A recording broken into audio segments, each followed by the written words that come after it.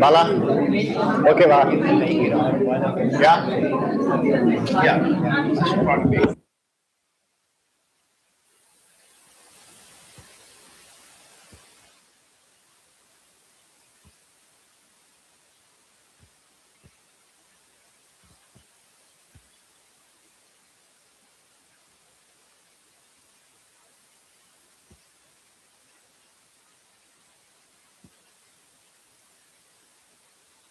For a small request for a hearing impaired, కొంచెం volume కొంచెం జాస్తి if it doesn't affect. Sure. Hopefully, this mic gain increase my as much as possible.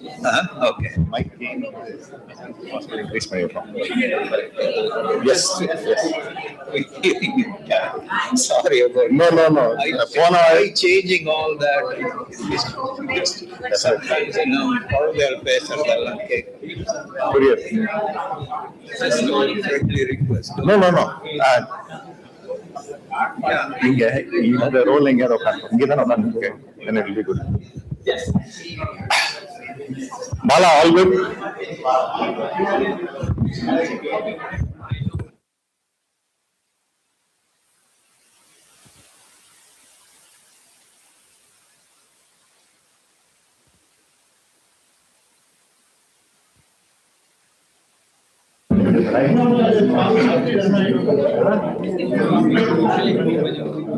Battery dying out. But இருக்கு நிறைய batteries.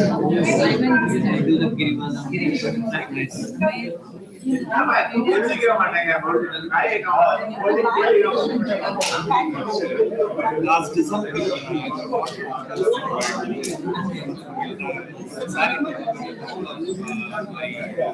friends, they said that time my friends so that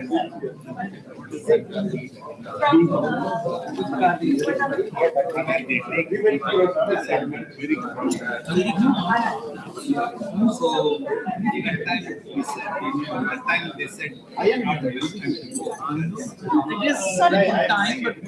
it is a good time, but you have to read. Yeah, somehow you wouldn't get frustrated. Rock, yeah, they said that's fine. As long as you can walk all the way, you find a way to go. That is a different story. You have to live in the car. Maybe this time you have to look at such a way.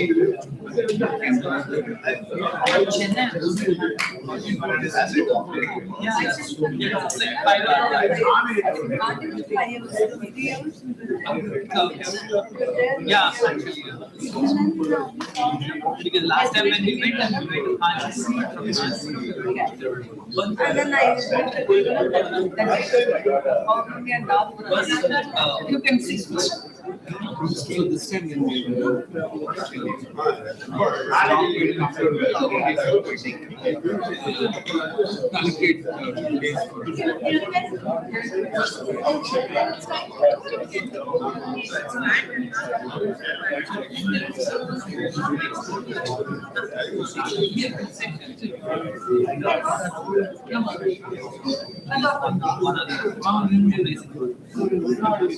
living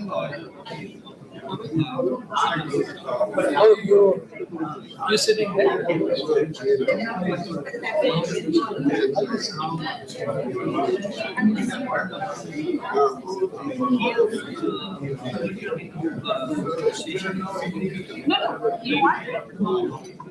Bharati.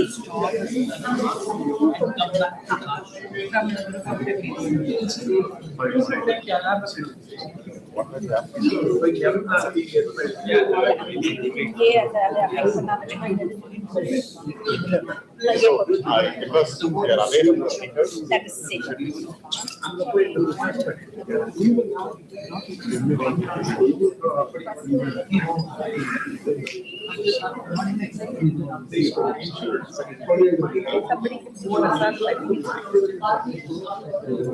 Oh, and the bag are gone.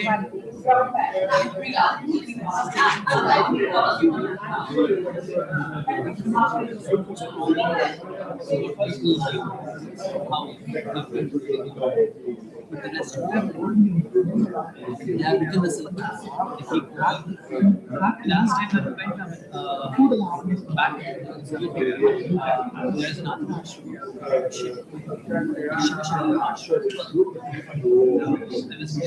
But that's a very I don't know who runs that, but they do this thing. Even during the power meeting, the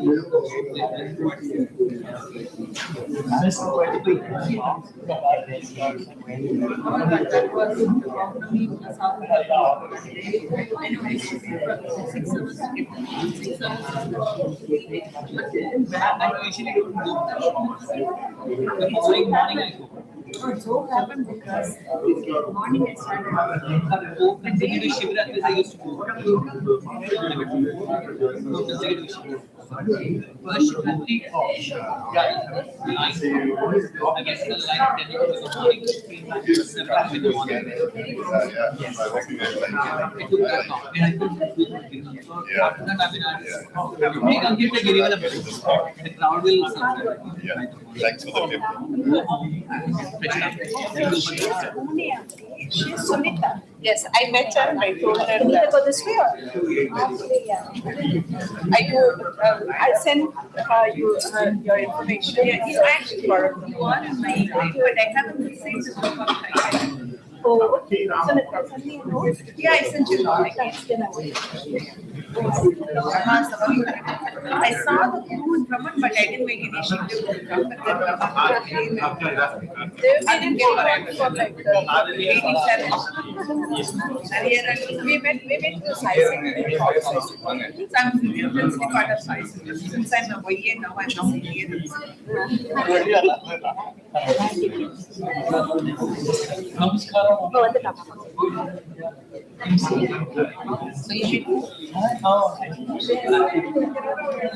இந்த சும்மாலாம் இங்க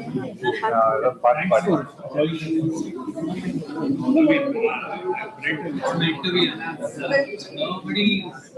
otherwise that's why I went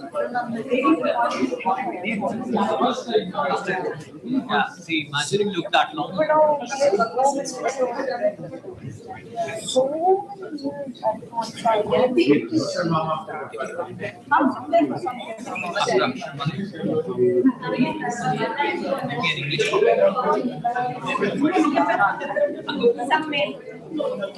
Please sit beside me. You want to alternate action.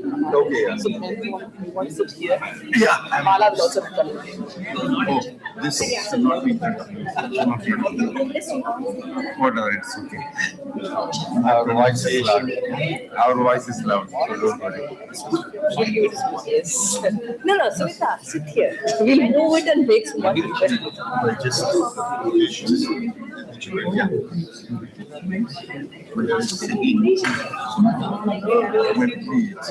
Like, I don't the things will come.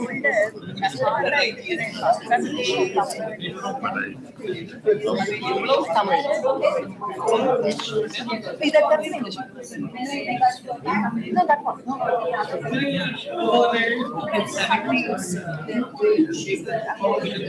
I have it on my phone. Short you ahead of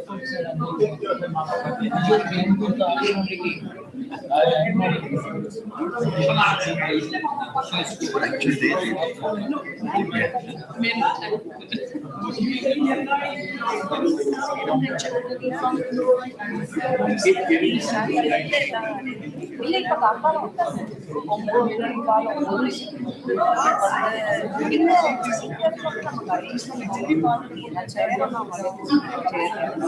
அந்த பழைய அதனால இது அது மட்டும்தான் base எல்லாம் பார்த்து It's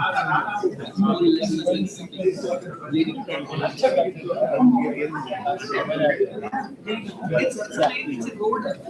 It's a red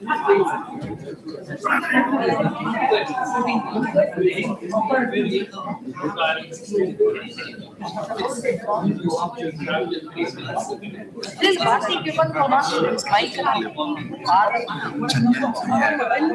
The doop sticks. We made for very few minutes and put it out for the fire and alarm comes back.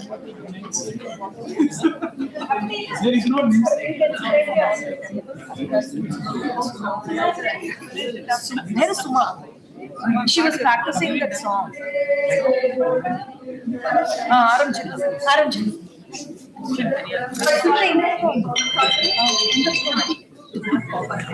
Yes. Okay, yeah. Yeah.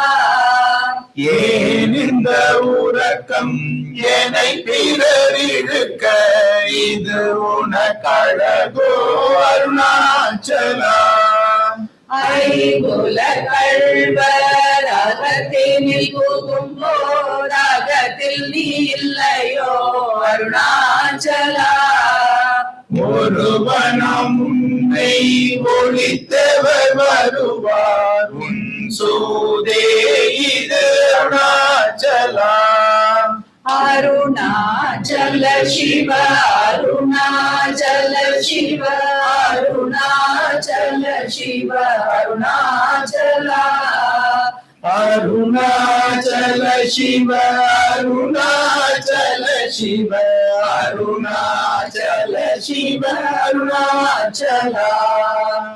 ஓங்கார பொருளோ புயவில்லோ உனையார் அறிவார் அருணாச்சலா.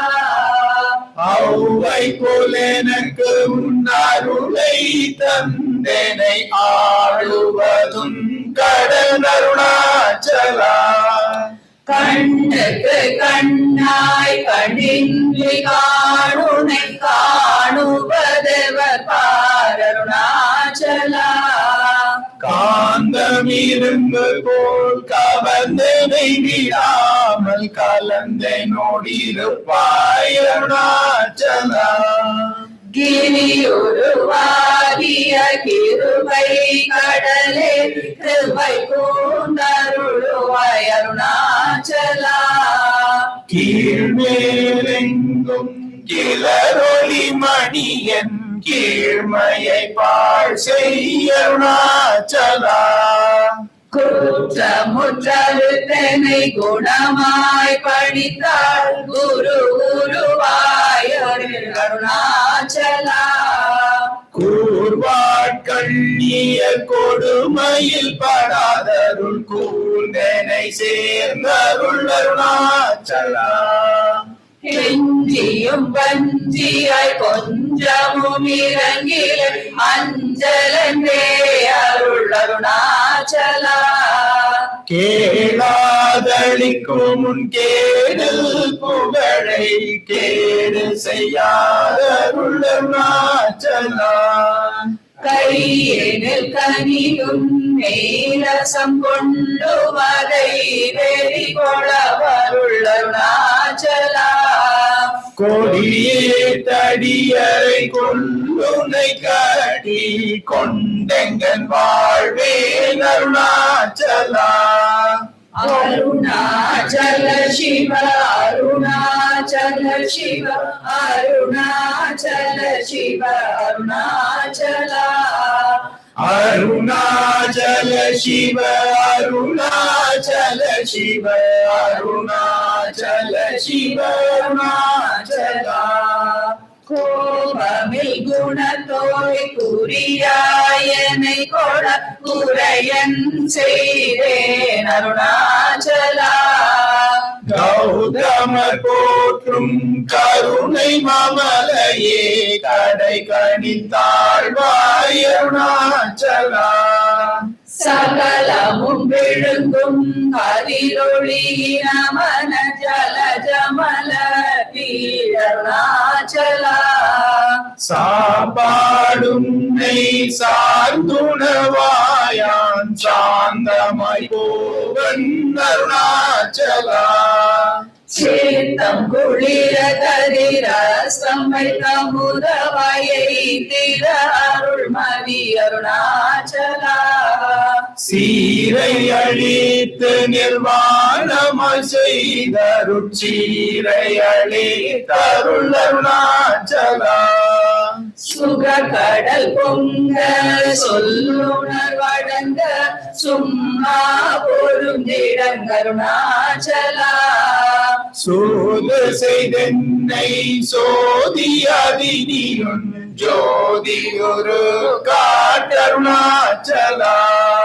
செப்படி வித்தை காற்று படி மயக்கு விட்டொரு படு வித்தை காட்டருணாச்சலா.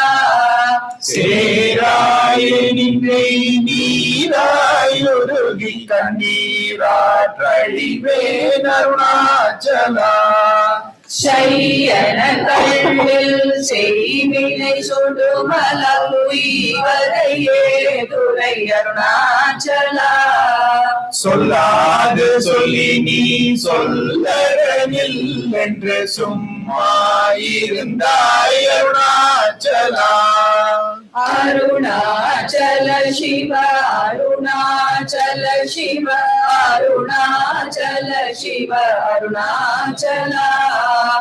அருணாச்சல சிவ அருணாச்சல சிவ அருணாச்சல சிவ அருணாச்சலா.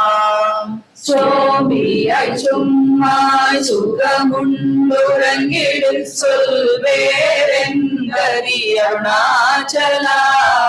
சௌரியம் காட்டினை சழக்கற்றதென்றே சலியாதிருந்தாய் அருணாச்சலா. ஞமலியில் கேடாய் நான் என்னுருகிய நாடி நின்னுருவேன் அருணாச்சலா.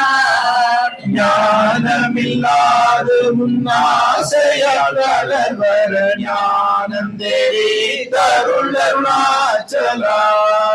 நிமிரு பொன்னியும் மலர்விலை என்றே நேர் நின்றன என் அருணாச்சலா. தத்துவம் தெரியாத தனையூற்றாய் தத்துவம் இது அருணாச்சலா. தானே தானே தத்துவமிதனை தானே காட்டுவாய் அருணாச்சலா. திரும்பியகந்தனை தினமக கண்தான் தெரியும் என்றனை என் அருணாச்சலா. தீரமில்லதத்தில் தேடி உந்தனையான் திரும்ப உற்றேன் அருள் அருணாச்சலா. துப்பறிவில்லாயே பிறப்பின் பயனொப்பிடவாயே அருணாச்சலா. தூய் மனமொழிய தோயும் மெய்யகம் தோயவே அருளென் அருணாச்சலா. தெய்வம் என்றும் சாரவே என்னை சேர ஒளி தாய் அருணாச்சலா. அருணாச்சல சிவ அருணாச்சல சிவ அருணாச்சல சிவ அருணாச்சலா. அருணாச்சல சிவ அருணாச்சல சிவ அருணாச்சல சிவ அருணாச்சலா. தேடாதுற்றனல் திருவருள் நிதியகத்தியகம் தீர்த்தருள் அருணாச்சலா. தைரியமோடு உன்னை அகநாடயம் தழிந்தேன் அருள் அருணாச்சலா. தோட்டருள் கைமை கட்டிடாயே நிலிய நஷ்டமாவேன் அருள் அருணாச்சலா. தோடமில்லியகத்தோடன்றி என்றும் சந்தோஷம் ஒன்றிடவருள் அருணாச்சலா. நகைக்கிடமில்லை நின் நாடிய என்னை அருள் நகையிட்டு பாதி அருணாச்சலா. நானிலை நாடிர நானாயொன்றி நீ சாணுவாய் நின்றனை அருணாச்சலா. நின்னெறியடித்தனை நீராகிடும் முன்னின் அருள் மழை பொழி அருணாச்சலா. நீ நானர புலி நிதங்களிமயமா நின்றிட நிலையருள் அருணாச்சலா. நுண்ணொரு துணையான் பின்னொரு நன்னிலை எண்ணலையிருமென் அருணாச்சலா. நூலறிவறியா பேதையனெந்தன் மாலறிவர் தருள் அருணாச்சலா. நேர்கனை குறுகியான் பூக்கிட உனை புகழ்ன கணனின்றனை அருணாச்சலா. நேசமில் எனக்கு முன்னாசையை காட்டி நீ மோசம் செய்யாதருள் அருணாச்சலா. அருணாச்சல சிவ அருணாச்சல சிவ அருணாச்சல சிவ அருணாச்சலா. அருணாச்சல சிவ அருணாச்சல சிவ அருணாச்சல சிவ அருணாச்சலா. நைதழி கனியால் நலமில்லை பதத்தில் நாடியுட்கொள் நலம் அருணாச்சலா. நொந்திடாதுந்தனை தந்தனை கொண்டிலை அந்தக நீ எனக்கு அருணாச்சலா. நோக்கியே கருதினை தாக்கியே பக்குவமாக்கினி ஆண்டருள் அருணாச்சலா. பற்றிமால் விடந்தலையுற்றிரு முனமருள் பற்றிட அருள் புரி அருணாச்சலா. பார்த்தருள் மாலர பாட்டிலையே நினருள் பாருணகா சொல்வர் அருணாச்சலா. பேத்தவை துணை நேர்பித்தனாகினை அருள் தந்தெளி மருந்தருணாச்சலா.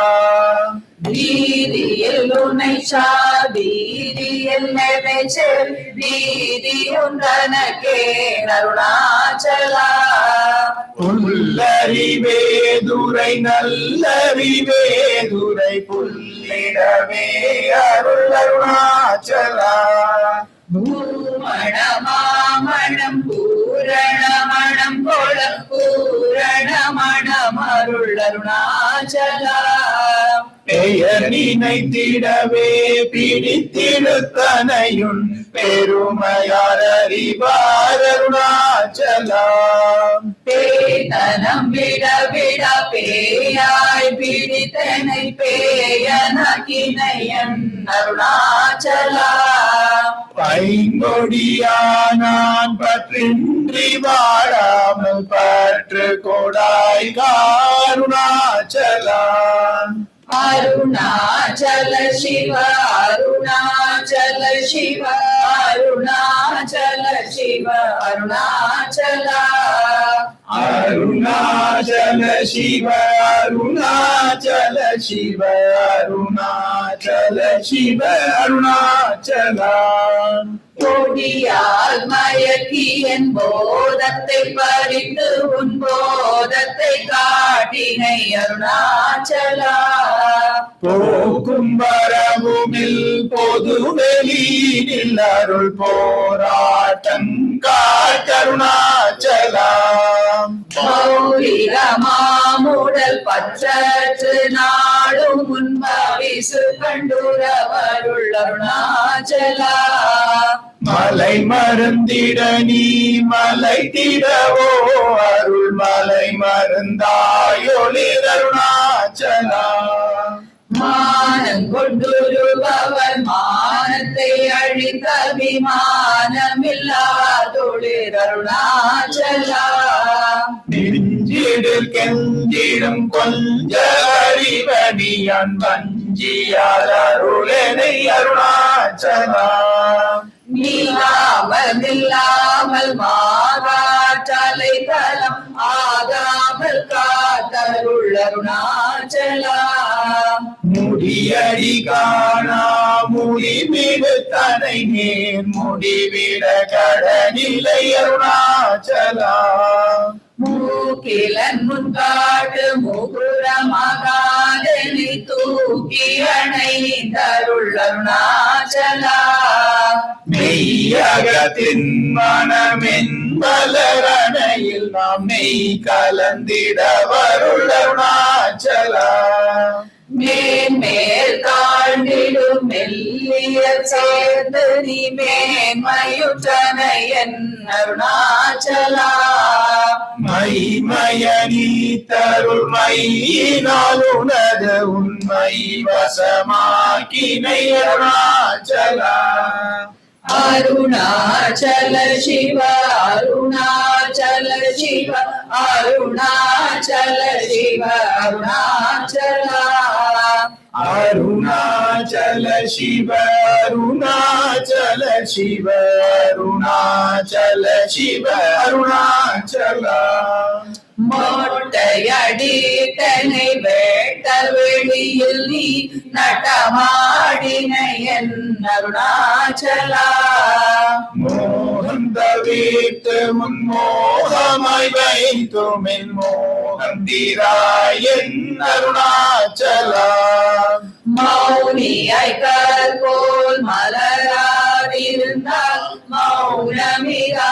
நமோ அருணாச்சலா. எவனின் வாயில் மண்ணினையாட்டி என் பிழை பொழித்த அருணாச்சலா. யாரும் அறியாதன் மதீனை மருட்டி எவர் கொலை கொண்ட அருணாச்சலா. ரமணனின் உரைத்தேன் ரோஷம் கொள்ளாதெனை ரமித்திட செய்யவா அருணாச்சலா. ராப்பகலில்லா வெறுவெளி வீட்டில் ரமித்திடுவோம் அருணாச்சலா. லட்சியம் வைத்தருள ஸ்திரம் வீட்டனை பட்சித்தாய் பிராணனோடு அருணாச்சலா. லாபநீத பர லாபமில்லனையுற்று லாபமெனூற்றனை அருணாச்சலா. வரும்படி சொல்லிலை வந்தன் படியள வருந்திடும் தலை விதி அருணாச்சலா. வாவென்ற கம்புக்குள் வாழ்வருடன்றே என் வாழ்விழந்தேன் அருள் அருணாச்சலா. வெட்டிடல் கஷ்டமாம் விட்டிடாதுனை உயர் வெட்டிட அருள் புரி அருணாச்சலா. அருணாச்சல சிவ அருணாச்சல சிவ அருணாச்சல சிவ அருணாச்சலா. அருணாச்சல சிவ அருணாச்சல சிவ அருணாச்சல சிவ அருணாச்சலா. வீடு விட்டி துள வீடு குக்குள் பைய உன் வீடு காட்டினை அருள் அருணாச்சலா. வெளி விட்டேனும் செயல் வெறுத்திடாதும் அருள் வெளி வேட்டனை காருணாச்சலா. வேதாந்தத்தே வேடர விளங்கும் வேத பொருள் அருள் அருணாச்சலா.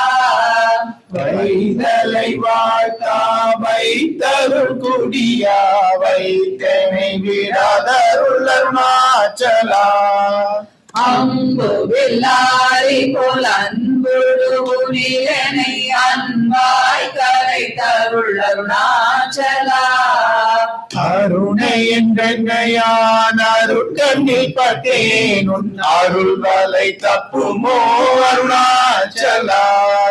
சிந்தே தருள் பட சிலந்தி போல் கட்டி சிறையீட்டுண்டனை Arunachala.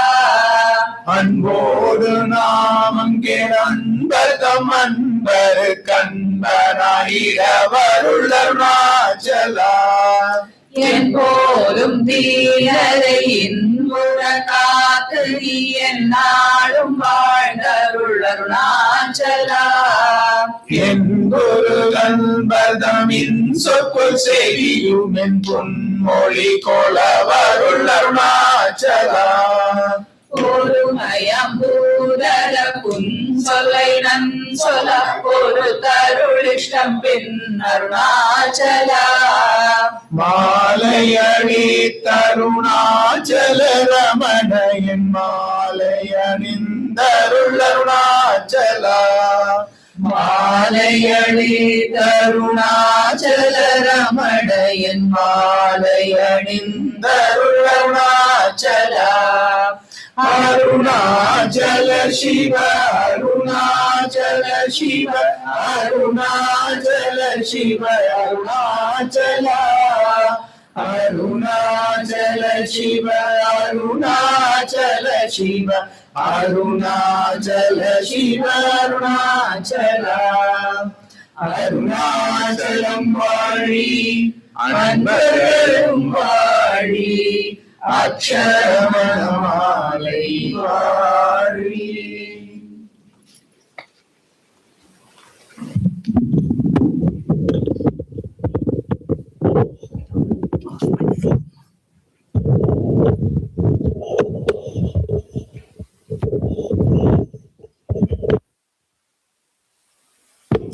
Om Namo Bhagavate Sri Ram. So thank you all for joining us for this 76th Aradhana of Bhagavan Sri Ramana Maharshi. I know some of you have traveled from afar, so thank you for coming. So we're very fortunate to have the president of Sri Ramanashramam, Dr. Anand Ramanan, with us today for this Aradhana. So he's here with his family, his wife, Dr. Nitya, and his daughter, Akshara. And as you all know, he took over as president about 6 years ago. And there's just so much good work that's been happening over these last 6 years at the ashram.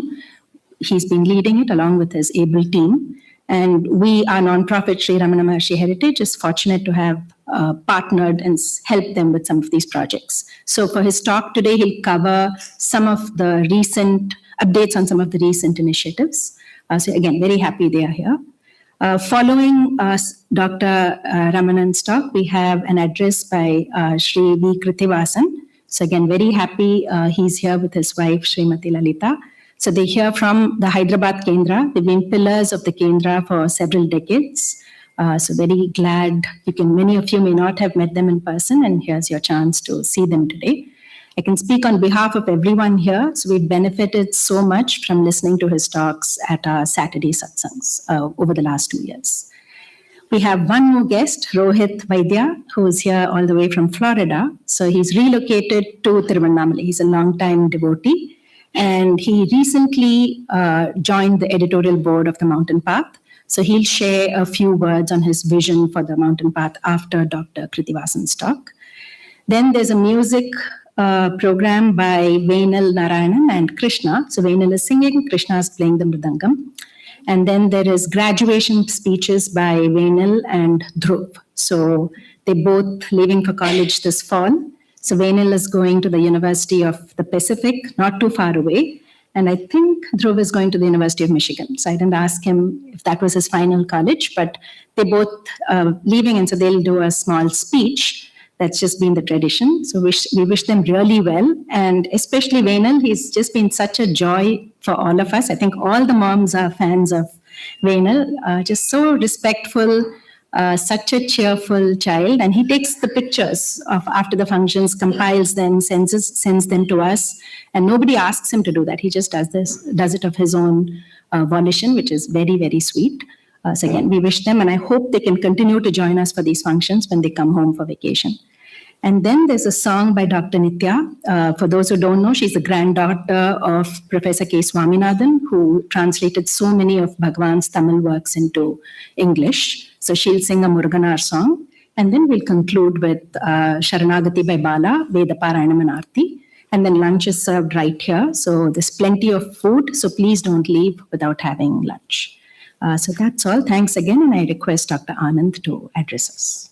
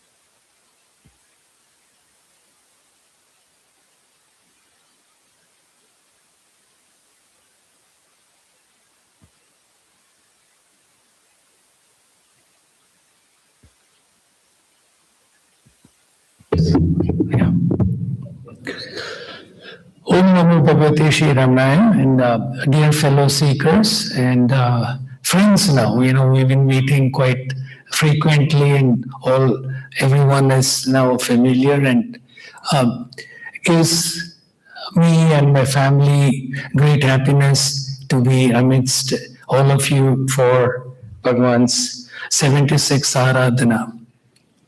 Now, the symbolism of being in the happiest city in the United States is not lost to me. Fremont is.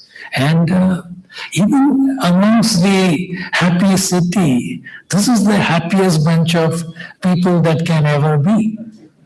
For we all know what true happiness is, and we know that it's not something to be found in parks, in the beautiful malls, the beautiful mountains, but it's something inherent in all of us. As Bhagavan says, that's our fundamental nature. So today is a chance we pay our gratitude to this eternal master who's our inner guru, who's guiding us towards our eternal happiness and our Atma Sakshatkara. Today, I'm going to just restrict myself to the developments in the ashram.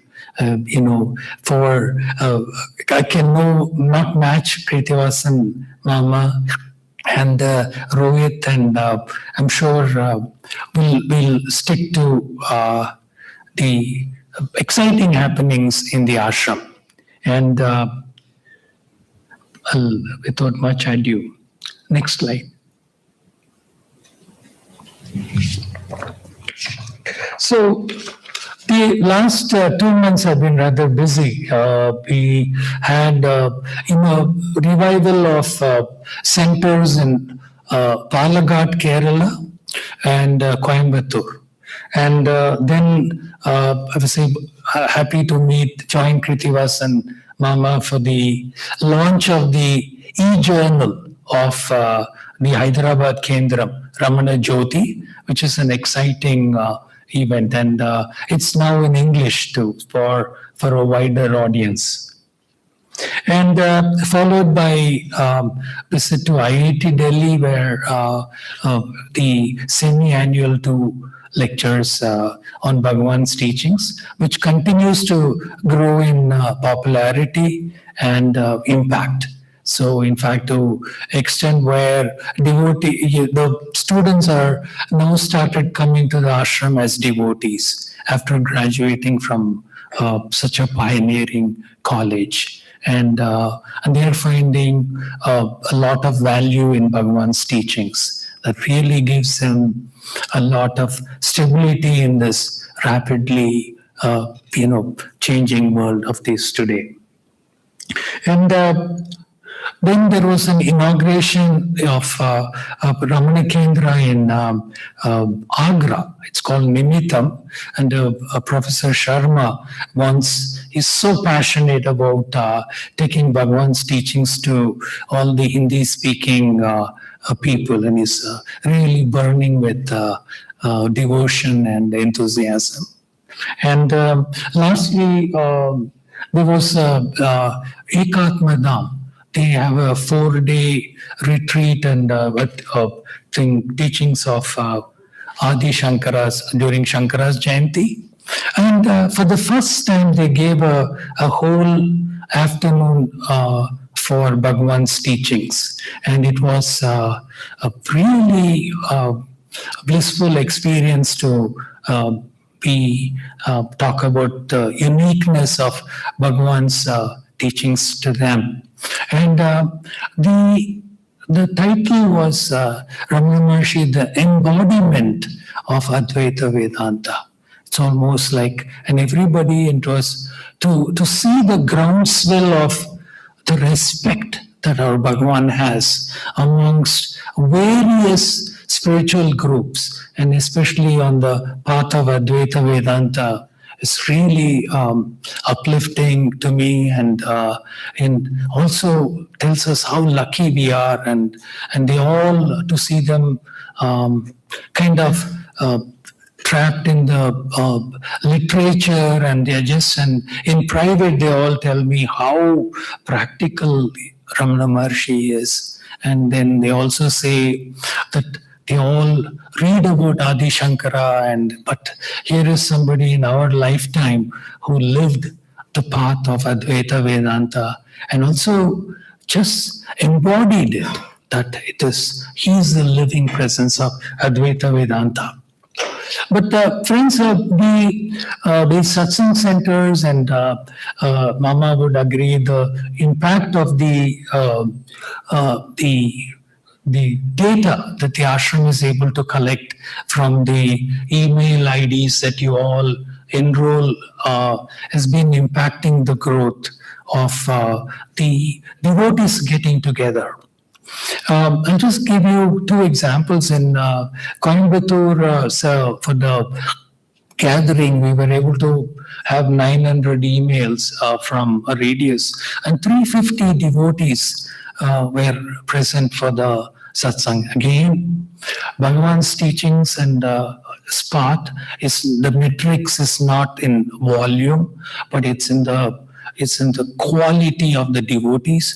But imagine so many right minds getting to know that such an event is happening in their area. They all flocked from so many towns in Tamil Nadu to come. Similarly, a small town, Palakkad in Kerala, we were able to revive a 50-year-old Ramana Kendra with its own building and Bhagavan shrine. And to see that come alive and hold the event was just a feast for these eyes. And so, just while on this topic, I just want to say how powerful satsangs are. And that is the beauty of my job in the ashram. I see so many devotees at the end of their ashram visit come and say, is there a satsang center where I live? And if I can form it. And we're almost up to like 85 satsang centers in 20 countries, and just continues to grow. And you'll all be happy to know that Rohit is from Tampa, where an old hall for Bhagavan was built. Now an old hall has been built in Jammu, a few kilometers from Vaishnava Devi. So we'll be blessed to be there in September. And a whole temple for Bhagavan in Kathmandu with its own marble statue. And Peter, soon we'll have a statue of Bhagavan in Sonoma. I think with all of our thing and with SRMH's help. Next. So quickly, I just want to go over some pictures of the Kumbhabhishekam that we had, and it, as you know, every 12 years the shrines Kumbhabhishekam happens, and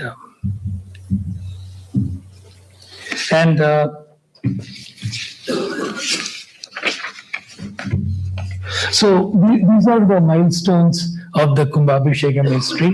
I will, in 1949, the newly completed Matrubhuteshwara temple was achieved.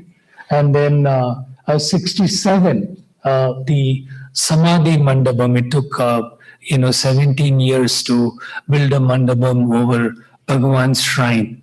And then 79 was the first time joint consecration of both shrines happened. And then in 95 and 2004, 2013 and 2026. And this is the preliminary work. Next. And so it was a very solemn 3-day function, and over 80 Vedic priests from all over southern India and some from North India were also present. And so some pictures. Next. And a very happy moment for us. And yeah, next. And this is a kalasam being newly furnished, going to be put up placed. And next.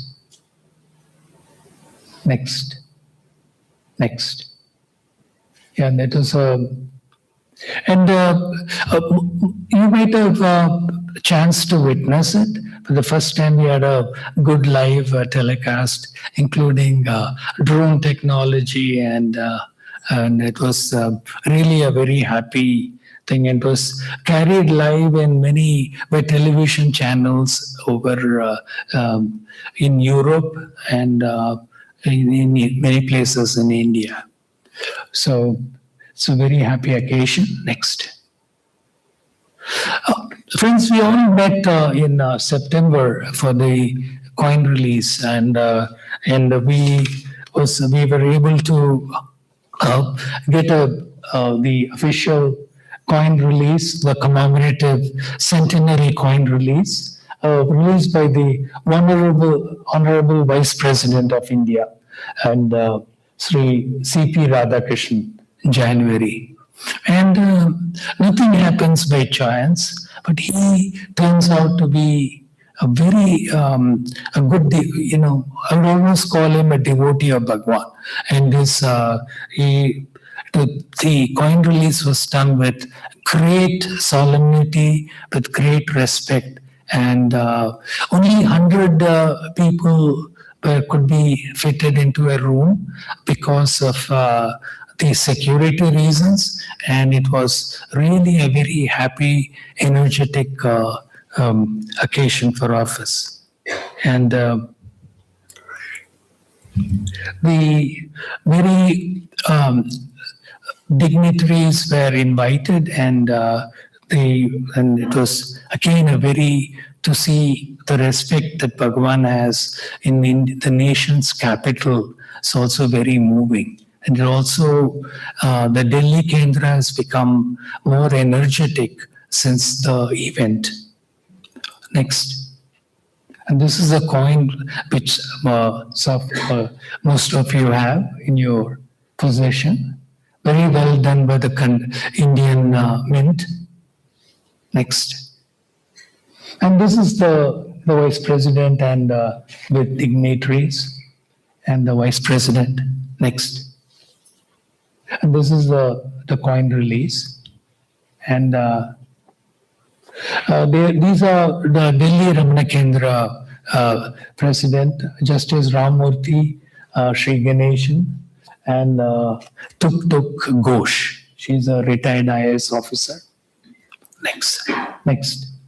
And standing next to me is the Attorney General of India, Sri Venkatramani. It's a very big Bhagavan devotee, and among with all the very happy occasion. So it was many people had to be turned, were not allowed because of the security reasons. There were like 100 devotees and 150 government security people, sharpshooters, and so on. So, I know it's tough to organize such events, especially in a city like Delhi. So we could. It was quite a sight. So next. Now, coming to happier updates. So one of the things that we were able to do was a renovation of the ashram Goshala. I think this is the first major renovation probably done in some time. Some of you would recall what Bhagavan told Annamalai Swami, when he said, build this whole Goshala for one princely cow. When Mother Shrine was attached hut, Goshala was built with granite and teak wood. And the wisdom of Bhagavan, we could see through. And what he told Annamalai Swami is, if the Goshala does well, then Ramanashram will do well. If Ramanashram does well, the town will come near around the ashram. And if Ramana Nagar does well, then the town does well, and if so on, then the whole country and whole mankind would do well. So how prophetic we see that so much power in that place. And I never realized that till started going physically, and we daily would spend time there, and it has almost the same energy of old hall. So next time when you're visiting, I would recommend if you could, especially the evening hours and the morning early. It's very, very quiet, very spiritual atmosphere. Next. I'm sorry. Let's go back. So what we, as you might remember, I'll show you some pictures. These cows were all tied to ropes, and because without realizing it, it's a good problem to have. You go from one to so on, and before we realized it, we were up to 385 cows. And to keep them in such a small area was almost getting to be very hard, and they were falling a little bit sick, and then humans would come, and then they would catch infections from them. So we had to replan the whole Goshala in a way, and we started dividing them into sheds. And then one led to another, and soon now we have 17 free roaming sheds where the cows are divided, the calves, the older cows, the new cows, and the young ones. So 17 free-ranging sheds have been built now. And it's so much fun to see the cows run around and play. And so the other thing that we did was, of course, we did the digital ID tracking. So please excuse me when you see a green tag on the cow's ears, but that tells us when roughly they were born and their genetic breed, and then what vaccinations they received. And so much data nowadays you are able to bring into each of these individual identities. And then so we can give preventive medical care if they fall sick. The whole medical history is charted, and then we also are able to give structured nutrition. So what good has happened is we now started thinking along the lines of green fodder, and then we realize how hard it is in India to get semi-organic green fodder. So luckily we have some land in the ashram, and there's some varieties of grass that we are able to grow. And the moment we are able to procure around 70% of the needs of the cow, it's where they're getting green nutrition. And you could see it in the quality of the milk next time, especially the buttermilk. It tastes so sweet. So just, and the goal will be to make it 100% of the feed should be through green fodder. And then ethical, of course, how it's like a temple for us. So we try to follow ethical to be, it's strictly non-commercial, non-soliciting. Care is never yield-based. So we are not raising them for milk. Milk is just a byproduct of the love that mother cows give us. But this is just, we're not raising them for to get our milk in the ashram. But this is just one of the things that Bhagavan had started in his lifetime, and we're just continuing. And as you know, that is been the fundamental principle of the ashram. We do not start anything new, but anything that happened during Bhagavan's time is what will let it grow organically, and surely it does. And so we hope to make it a global model of compassionate animal dignity and heritage preservation. So, and next. And this is one of the photos when first day when we opened them up. It's just a pleasure. It's almost a stampede. I mean, this looks better in a video. They're just running around all over and playing, and it's it is the happiness was in the whole atmosphere. Next. And these are some pictures. As you can see, that's the old Goshala. Now, in fact, there are no cows in the Goshala. It's now become a study place for the Vedic Padashala boys. So there are no cows in the physical structure. They are all outside. And then they even this is tightly placed, but they all have now sheds. So I'm just taking you through how the process is. As we go along, we'll see how better it gets. Next. And these are all the newly built sheds, as you can see.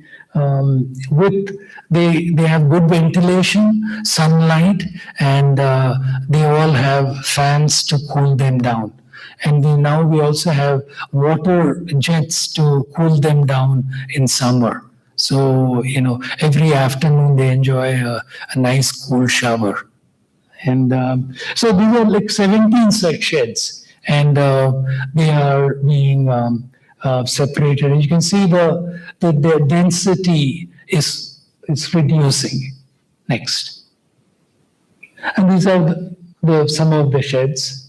And the whole area from to the east of the library building onwards, and nearly 2 acres we have behind. It's all been opened up for the Goshala. Next. And this is a closer view. And so the other thing, this is a milking station. So we now made a separate milking station where we can see a milking machine with strict hygienic techniques are being used, so that with no pain to the cows. They clean the udder, and so the first 15 minutes the calf gets to drink, then the milking happens, and again the last 10 minutes the calves enjoy their mother's milk. So meticulous precaution is taken so that the calves get their full source of mother's nutrition before we humans enjoy the milk. Next.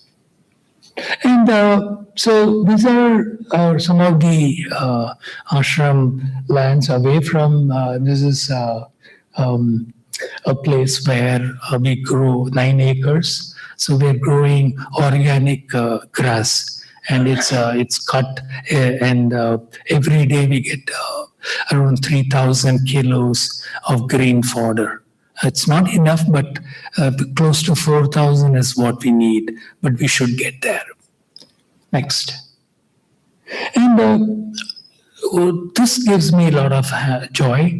We also take care of the aged cows. So we have developed 2 old cow sanctuaries. We already had one near Samudram, but we are now made, there's another town planned called Nallavanpalayam. So we have built sheds for the aged cows, and as we speak, around 60 of them will be moved there. And eventually it'll keep on expanding. So they'll get the same nutrition, same love, and so they spend their last days in peace looking at Arunachala. You can see there's a good view of the hill also in the back. So, and so they'll be from birth to, that they'll be well taken care of. And we will make sure that no cow is ever sold, and they all are within us. And Next. Where there is milk, there has to be kitchen, right? So, we all know the ashram kitchen. So, we're also have a good growth problem, as you know. And as you all know, the Tirunamlai in the ashram, we have been experiencing rather super growth, and we had to keep up with the times. And instead of saying no to people, we decided one of the bottleneck was the kitchen. So we, in an organic way, we decided to enlarge the kitchen.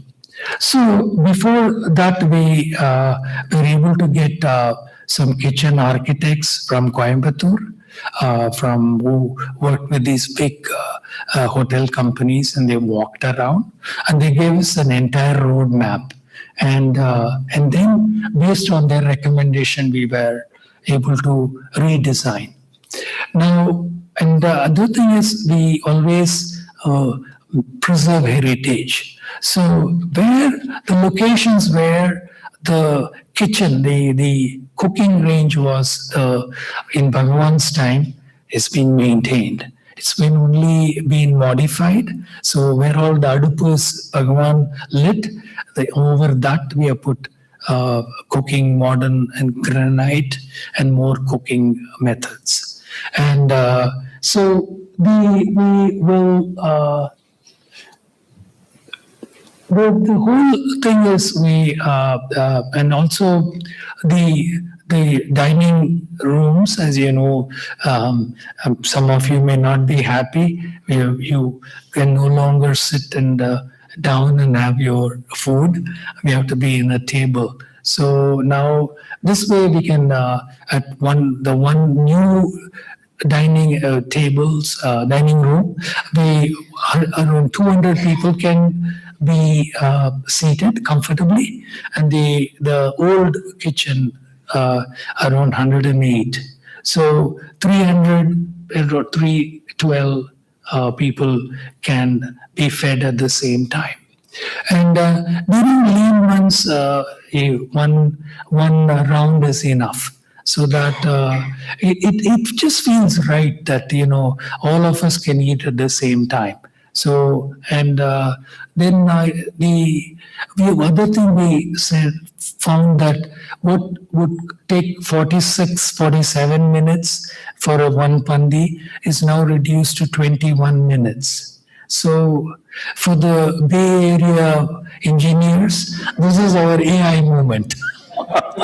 So we have half the redundancy, and so we at the same time we are able to, and in fact we are able to add one more item, two more items actually. So one kalanda sadam and one more sundal.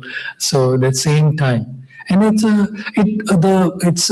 almost 2/3 less taxing on the kitchen servers. So they feel happy and they want to go. And I'll just tell you, we had the Ugadi Telugu New Year and the Tamil New Year. We had 4 batches of 300, and so 1,200 people were fed with, sitting, and in an hour and 45 minutes, everything was over. Because I remember it would go on till 2:30, 3 in the afternoon. The year by 12:40, 12:45, everything was done. So, I think we're just moving with the times, but the menu has not changed. So as and then what is more important is we also have an enhanced washing area for more hygienic processes. And this is more exciting. Fuel self-sufficiency. Like everything Bhagavan does, nothing that we plan. So when we went about, as you know, this 385 cows, they give excellent cow dung, right? So gobar gas. So 6 months, a year ago, we expanded our gobar gas plant. So we now have 2. And then, who was to know the war was going to happen? And then we also upgraded the solar panels to produce more steam. As we know, we use the ashram food is steamed a lot. And then we also got an electric steamer, which, and then 2 weeks later, the hell broke loose, whatever. And today, you might have seen that the cooking gas price has been raised by 1,000 rupees. So I think everything Bhagavan takes care. We're just like puppets, just there, and to be just be blessed to be standing there. Everything he plans, and so seamlessly, so lovingly, it has happened. So that same hygienic food, and I'll just give you a statistic. We use 100 to 120 kilos of liquid petroleum gas. Now we are down to 20 to 30. So that's really all these upgrades will, ROI, or what is it? Return on investment will be really very fast, and so it's just so beautifully done by Bhagavan. So that and please let me know how the quality of food is. I think it's better. The vegetables are cooked better, and they taste better, and because the main ingredient, as you all know, is love, which is there. So next, and so this is how, as you know, the old kitchen, if you can remember. So we are able to, and then you see what engineering techniques Chinnaswamigal and all had used. Such beautiful, they were for so much elevation for the steam and the thing to disappear. And if you can see those rafters, and we were able to, when we were cleaning, and you all saw they were all made in Lancaster, England. So such high quality, and I mean, not that they probably didn't let it be manufactured in India, but it was, so it's all still there, almost 90 years later. And we thought we had to replace them, but a good wipe down, they look, shining as new. So next. So this is the process. So these are all the areas where the old where they were cooking, and then next. And then we raise the structures one by one, and next. And this is one devotee volunteer, Paramaguru, who is really still there helping us with, he's from Coimbatore, and he's make sure everything is good. And these are all new cooking utensils so that we can cook more. These are all rice cookers, vegetable steamers, and he's in front of the electric steamers. And every pipe has been color coded. So for the first time, they're able to get reverse osmosis water into the kitchen to wash the utensils, and also bring hot water right there. So, and next. And this is just a sample. You can see this is the gobar gas pipe, color coded. How these are all gobar gas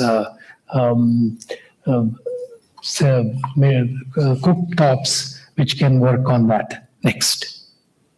And we had a small puja when we inaugurated it. Next. And this is the electrical steamer, and the idlis come out so good in 15 days. And and in half the time, I might add, and without any compromise in quality. So, next. So we also, there's a small building where we're storing coconuts. So we now have reduced the coconut consumption, and we made this into an additional kitchen. So on special occasions, Punarvasu, this can also be used to cook, so that we can scale up the cooking, So for Aradhana, we were able to cook for nearly 4,000 people in these two kitchens each time. So it's really, really good. So next. And this is the proud team, and some other person, Nagesh, who also is from Hyderabad, who really helps us with procuring all the metal things at cost price, good quality. And a gentleman back there is Suresh, who is also from Hyderabad. Kritivasan Mama knows. He's the one who behind the kitchen, and he's an entrepreneur, but he's almost given that up, and he spends 90% of the time in the Goshala. He says that gives more happiness. Next. And there's another thing, without, you need water, right? So we have an old reverse osmosis water plant. And as you all know, you might have seen all the Girivalam people, they come and fill their water bottles in the ashram. So almost 60,000 liters was the consumption. So one plant couldn't keep up. So we put another new reverse osmosis plant to double it up. So again, be able to serve more people. So almost up to, and this, glad to say this Chitra Purnami, which we had, 30 lakh people were there in Tirunamle. And both this reverse osmosis plants came through, really. It helped. In a hot summer, the water did not run out. And and we also were able to get 2 large water storage tanks for the Kumbhabhishekam, holding up to 1,20,000 liters of fluid. So what is good is that the rest of the town was buying water in water tanks. The ashram's water supplies were enough to provide drinking water to each one of our devotees and to the Arunachaleshwara devotees. Next. So this is So going forward, we'll also try to get some gobar pellets, and it's a form of another form of cooking, to use the gobar gas is dried to cook. Next. This is the water tank, and it's a very modern plant. It's on top of the new kitchen. Thanks. Yeah. Thanks. Now, what are all these without the living presence of Bhagavan? I'm going to narrate 2 incidents that happened in the last month to show the proof of Bhagavan's grace. One was a devotee working for the World Bank in Delhi, and you might have read that a Swiss Air flight crashed, caught fire in Delhi towards Zurich and had to be landed. She was one of them, and during the incident, she ended up badly fracturing her hands, the arms, and she had to undergo surgery. But she wrote to me 2 days ago, said that during when everybody was screaming and panicking in the plane, she said a strange calm came in across her. There was no fear of death or any bad outcome. And her favorite verses of Aksharam Ramalai just came to mind. And, and then during surgery also, she had that calm and no fear of death. So that is one. And the other one, the readers of Sharanagati in a day or two will read about this wonderful young devotee who is no more. A 35-year-old North Indian lady who moved with her husband when they had to have their child in Tirunamlai they wanted to raise. Unfortunately, she suffered a brain hemorrhage and passed away. When I spoke with the husband and said how sorry we are, he's so calm. And his reply was, she would have, because what is meant to happen would have happened. She would have died on that day crossing the street in Delhi. But what is important was that she got 4 years in Arunachala, which was her dream. And she gave up her mortal coils in Arunachala. And that is the miracle of Bhagavan, that the root, he always goes to the root, just as he tells us, go to the root of thy thought. So he goes to the root of any experience, happiness. And so for the people who are left behind, to still during this period of grief, to think in such a way is miracle. And they have a 3-year-old boy, and they'd gone to Kashi and all, and that little boy, aptly named Guru, couldn't wait to come back to Arunachal.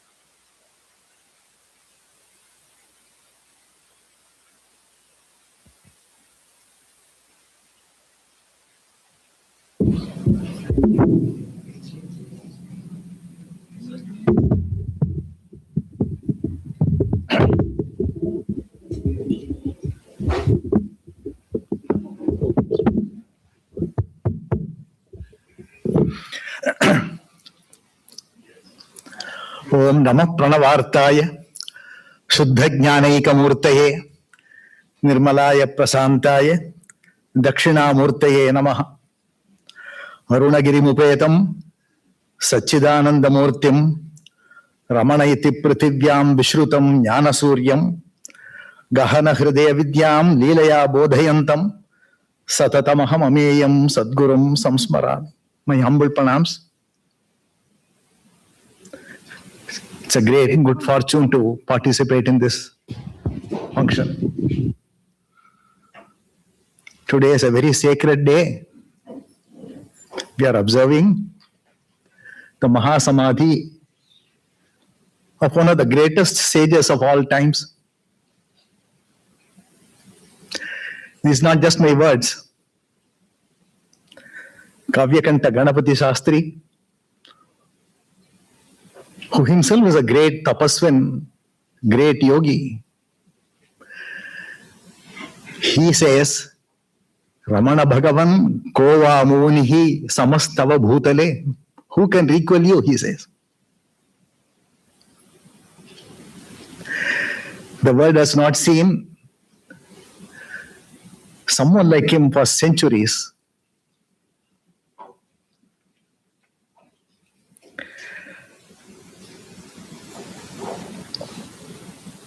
The earthly life of Bhagavan can be seen in three parts roughly. The initial portion, after enlightenment, he spends a few months in the various areas within the temple and the caves. 2-3 years, first period. Second period, quite long. And the last period, again, a few months.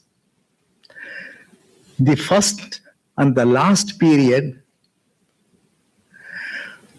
Bhagavan's glory, the effulgence, was seen openly by everybody. He did not really regulate or contain it. But the middle period was a period of adjustment for him. He came down from the very height of the experience, Advaitic experience, adjusted. He gradually adjusted himself to the external world. And again, in the final period, one could see that there was absolutely no barrier, and his effulgence and his grace was outpouring, pouring out in immense measure. After the awakening, when he came to Arunachalam, we all know, he went straight to the temple, to the Garbhagraham, Arunachaleshwara's Sannidhi, reported his presence, came out of the temple, went to the Ayyamkulam tank, and whatever possessions that he had, everything he threw into the tank, the Yajnopavitam, few sweetmeats that he had was given by Bhagavata's wife, and a little bit of money that he had, he threw them all. And from his dhoti, he made a cod piece, wore it, and he was going back into the temple when somebody approached him. He asked him, very strange thing, asked him, do you need a shave? Who would ask that? Do you need a shave? This boy merely nodded his head, and he was given a shave. And he again started proceeding towards the temple.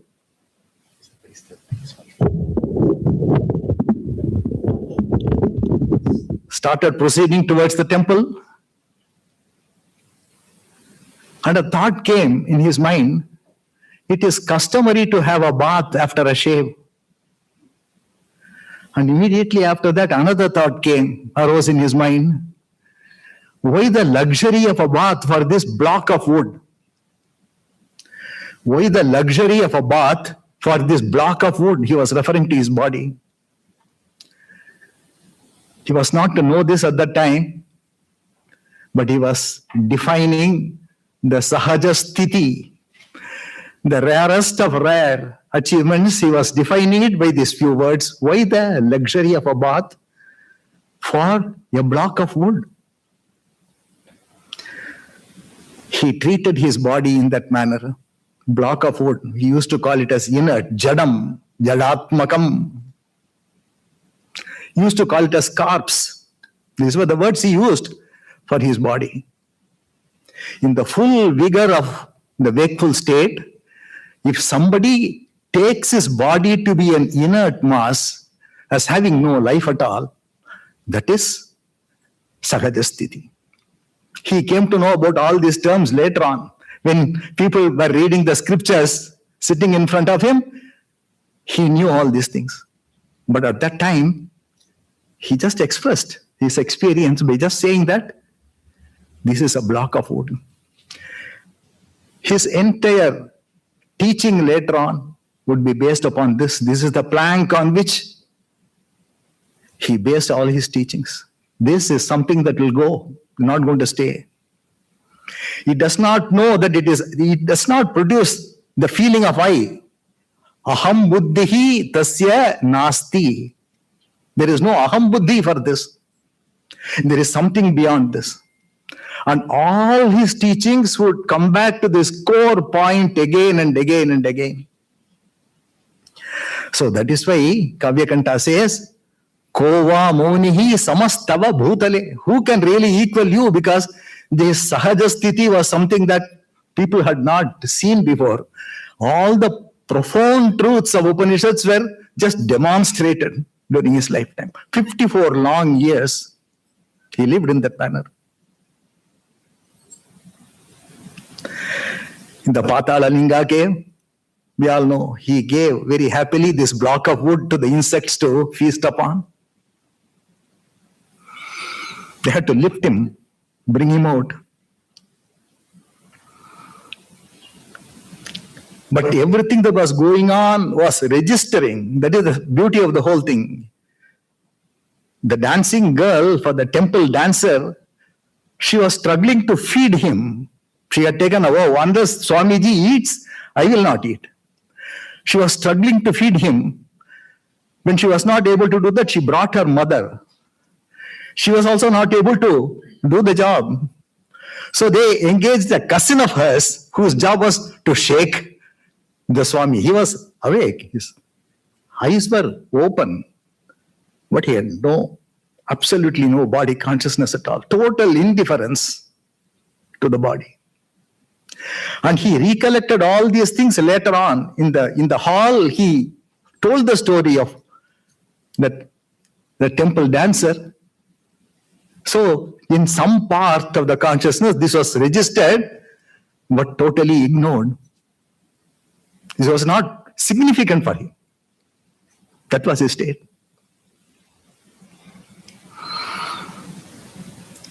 Kavyakanta again quoting him, because we have to only rely upon great tapaswins' words. We will not be able to describe it ourselves.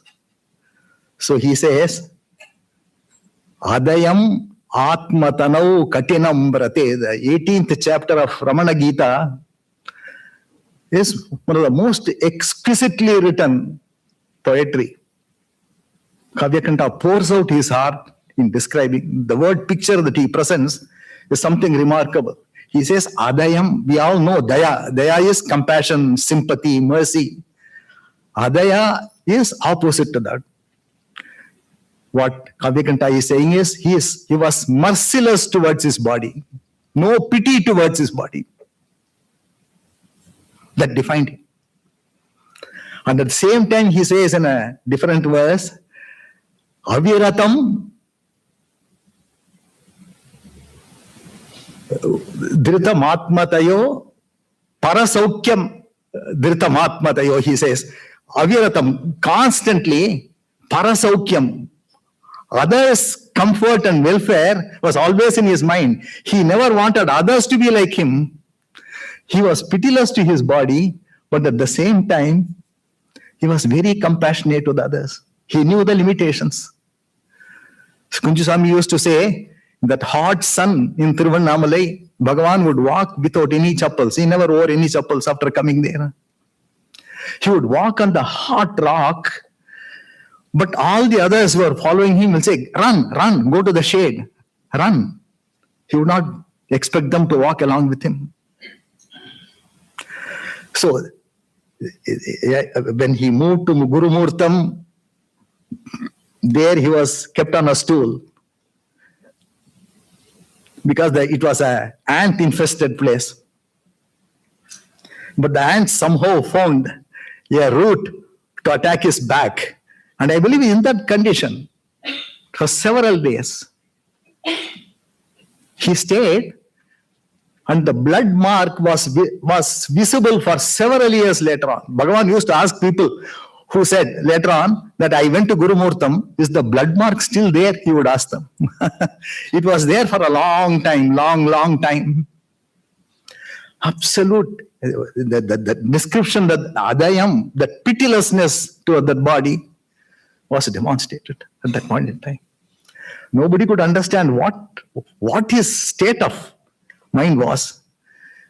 After he moved to Virupaksha cave and other caves in that place, he started making an adjustment, as I said, towards the normal life.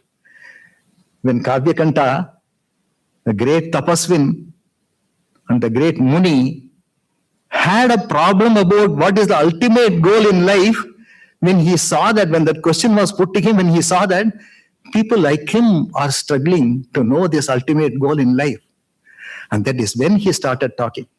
That is when he started making adjustments. I believe he retrained his vocal cords to speak again. He had lost the power of speech.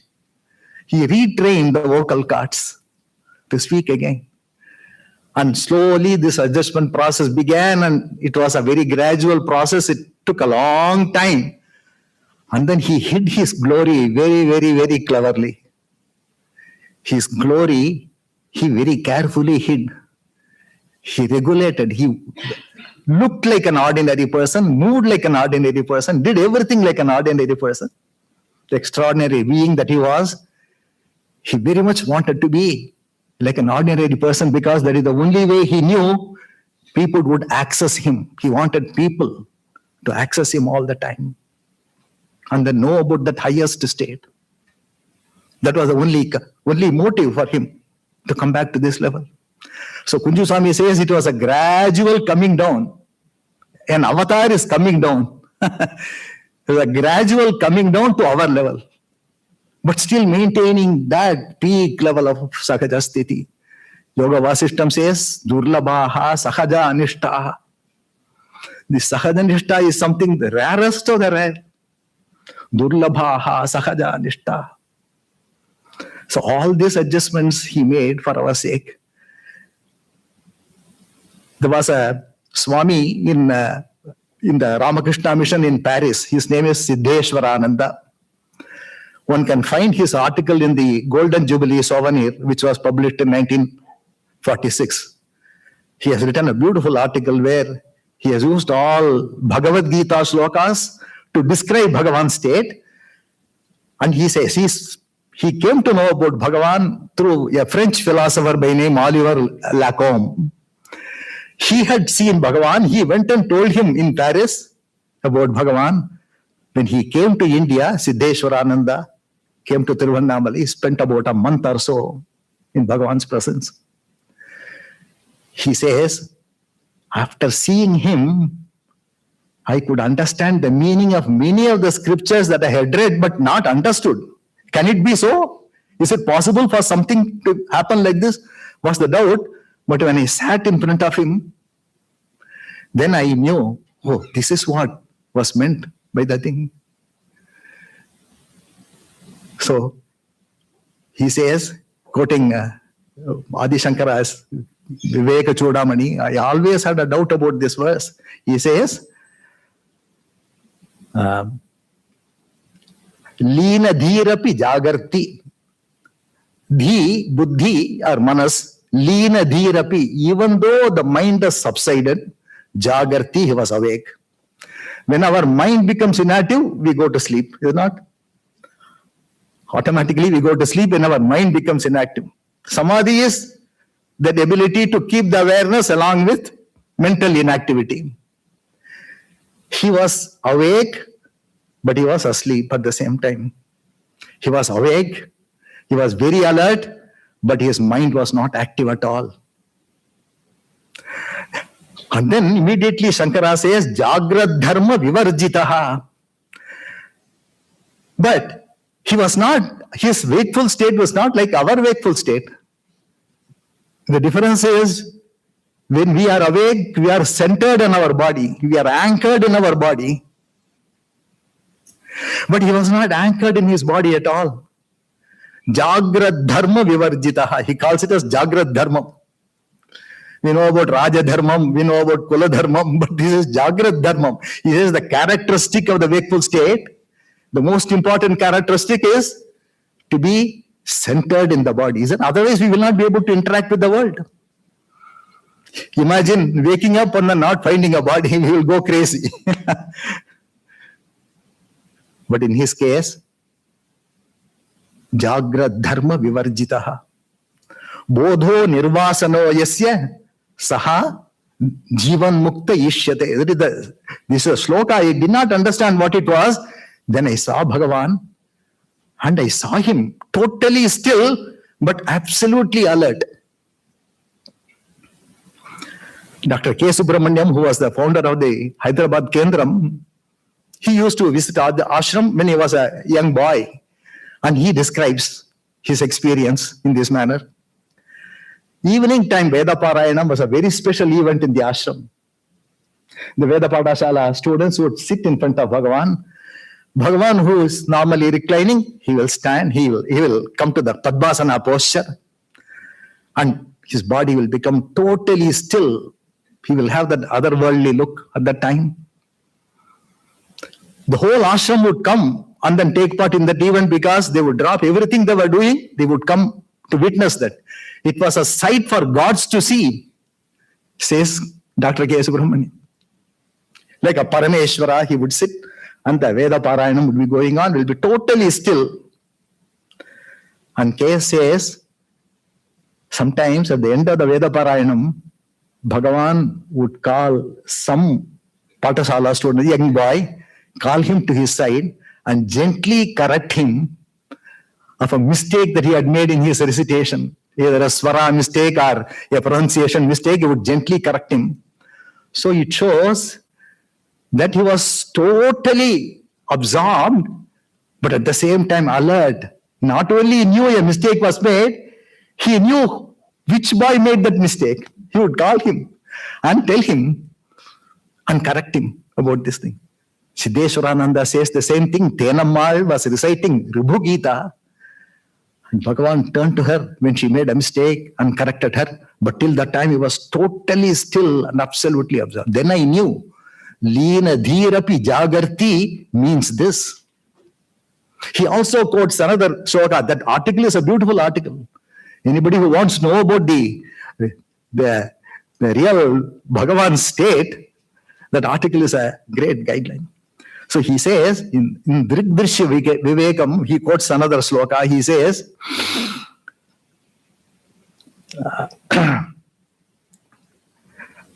Dehabhimane galite vijñate paramatmani yatra yatra manoyati tatra tatra samadhayaha.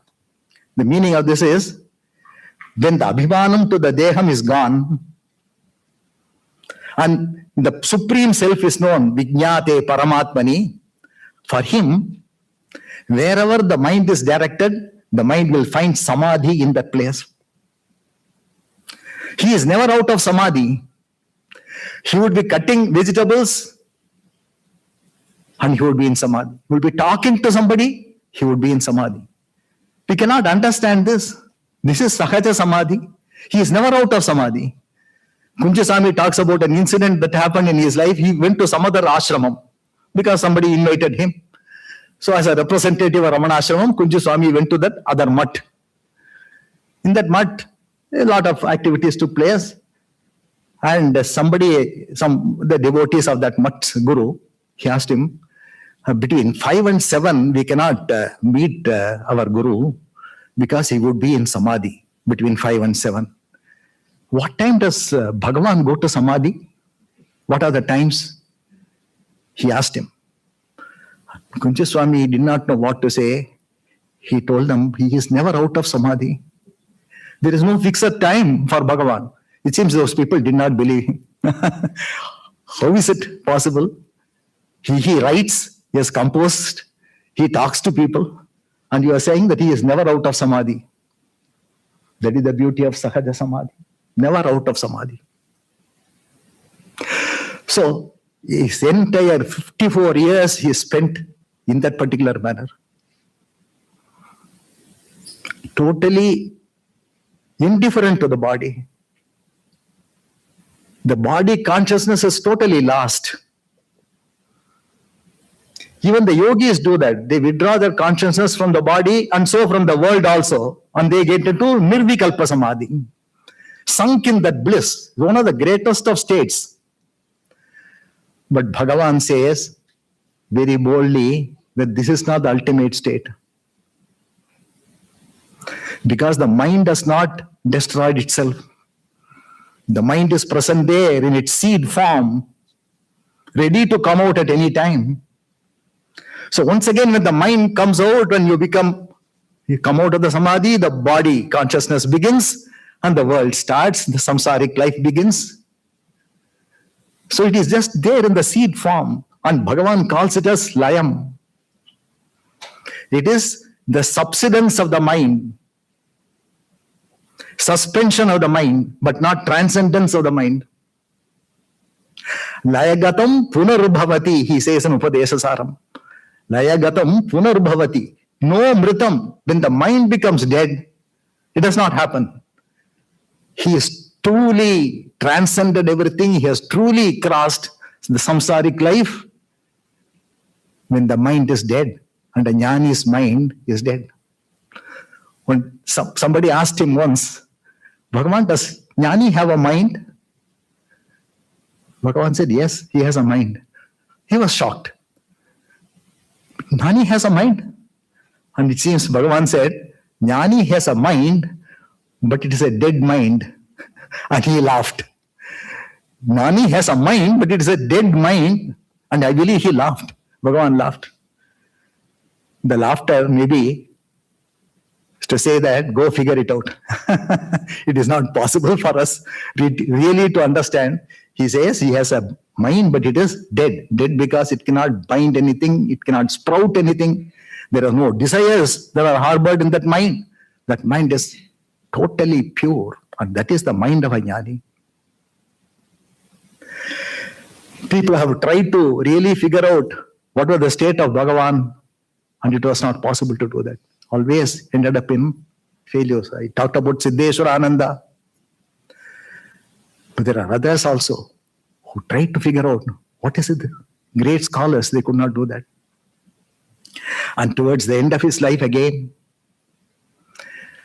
the glory that he was hiding within came out in great measure, outpouring of grace. Once when the operation was over, surgery was over, Arthur Osborne visited him in the operation theatre. Lucia was also there with his wife. It seems Bhagavan had just been recovering from that surgery, but he opened his eyes and looked at Osborne. And that grace that flowed out of those eyes, it seems Arthur Osborne, it almost like a physical impact on Osborne. I believe his jaws fell open as though he was drinking in that grace, mouth open. He was standing there. Lucia says that Osborne was seen in that manner. He just could not take his eyes off Bhagavan. He was drinking in that grace. The final days, there was no barrier at all. Previously, he was very, very much careful about regulating all these things, but the final days, it was like a dam opened. Outpouring of grace. Everybody felt that. That queue that formed in that Nirvana room, all those people who stood in the queue, even a second of Bhagavan's sight was such a great impact, had such a great impact on them. They could not forget it at any time. The incidents that happened during that, the queue that formed and then moved slowly, that incidents, one can write a big book on that.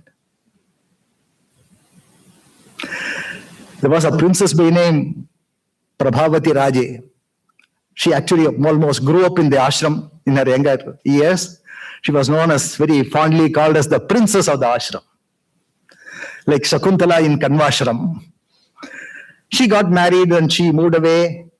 And when she came to know that Bhagavan was ill, she came. And she was shocked to find his condition because the physical, the disintegration was so much she could not take it. She was shocked. She was standing in the queue. Is this our Bhagavan? She thought. Bhagavan had closed his eyes at that time, had his eyes closed at that time. So she had a thought, will he remember me? Will he even recognize me? Was the thought. It seems Bhagavan opened his eyes and slowly turned towards her with a feeble smile on his lips. And then I believe he lifted his hand and pointed to something above. In the Nirvana room, you can find a small wooden plank, the thing, and then they keep all the utensils that Bhagavan had used on that thing. At that time, I think something else was there, but he was pointing out to something. What was he trying to say? Prabhavati was thinking. He was pointing to the bookends that were presented by her earlier. Not only do I know you, I also gratefully remember whatever you have presented to me. That was the gesture. So that was the condition, and that was the thing. And as our president was just now saying about that peace, the great peace. When the final moments came and the Mahasamadhi happened, everybody saw the slowly rising meteor-like light going out of the room, slowly ascending and then going behind the mountain, the Arunachala hill, and merging there. And it is recorded, there was a tremendous peace that fell on the ashram at that time. That was the final blessing. The final benediction was the tremendous peace that people felt. 1 or 2 people were crying, but majority of the devotees gathered there, they found a peace that passed understanding. That was the final blessing, as though to say that I have not gone anywhere. My presence is always there. Previously, you all thought I am the body and you had to make a trip to Tiruvannamalai to see me. But now even that obstacle is gone. I am accessible everywhere. Anybody, at all times. That was the final blessing, and that was the thing. I've spoken so much, but still we cannot figure out the enigma that Bhagavan is. Dr. K.S., again quoting Dr. K.S., used to say, we cannot understand Bhagavan. We can only love him. We can only love him. And even that happens by his grace. It is through his grace only. So our prayer should be, Bhagavan, grant us that flood of love for you. Because that is the only thing that will take us to the ultimate goal, that love for him. When that is there, all else will follow. That should be our prayer. So with this, I will conclude my speech. Thank you.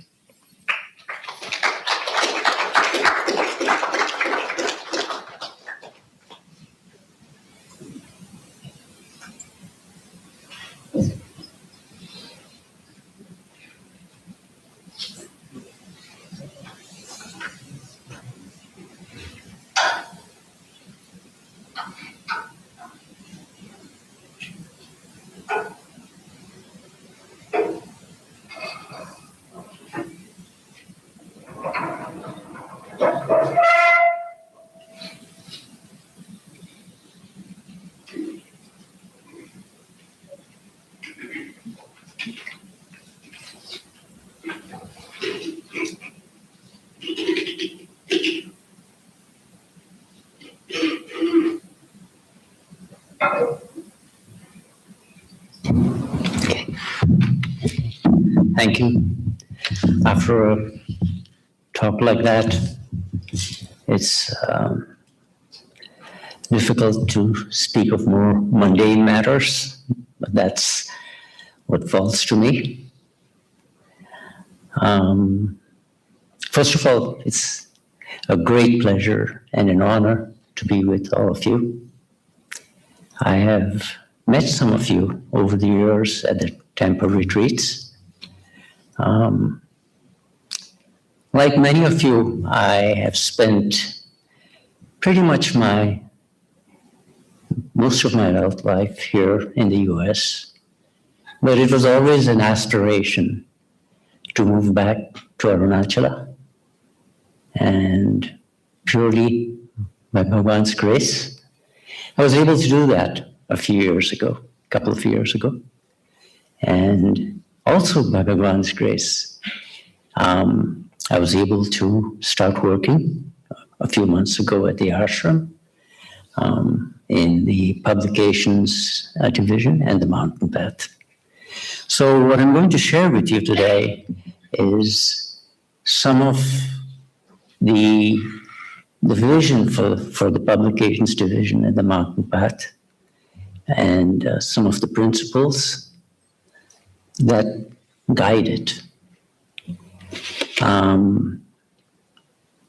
As Anand mentioned and very movingly described, the first primary principle, even Kritivasan Mama said that, the first primary principle, the bedrock principle, is that Bhagavan is a living guru.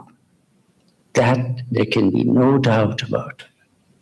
His presence is tangible, certainly at Arunachala, at the ashram, as well as wherever you are, accessible to sincere seekers all over the world. And all the ashram publications exist to serve this living transmission, this living presence, not to preserve a historical legacy, but to keep open the textual doors through which seekers can encounter Bhagavan.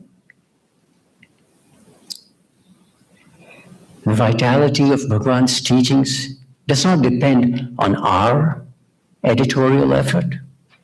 It originates in his living presence and the active working of his grace. And that's what continues to draw, guide, and transform sincere seekers all over the world.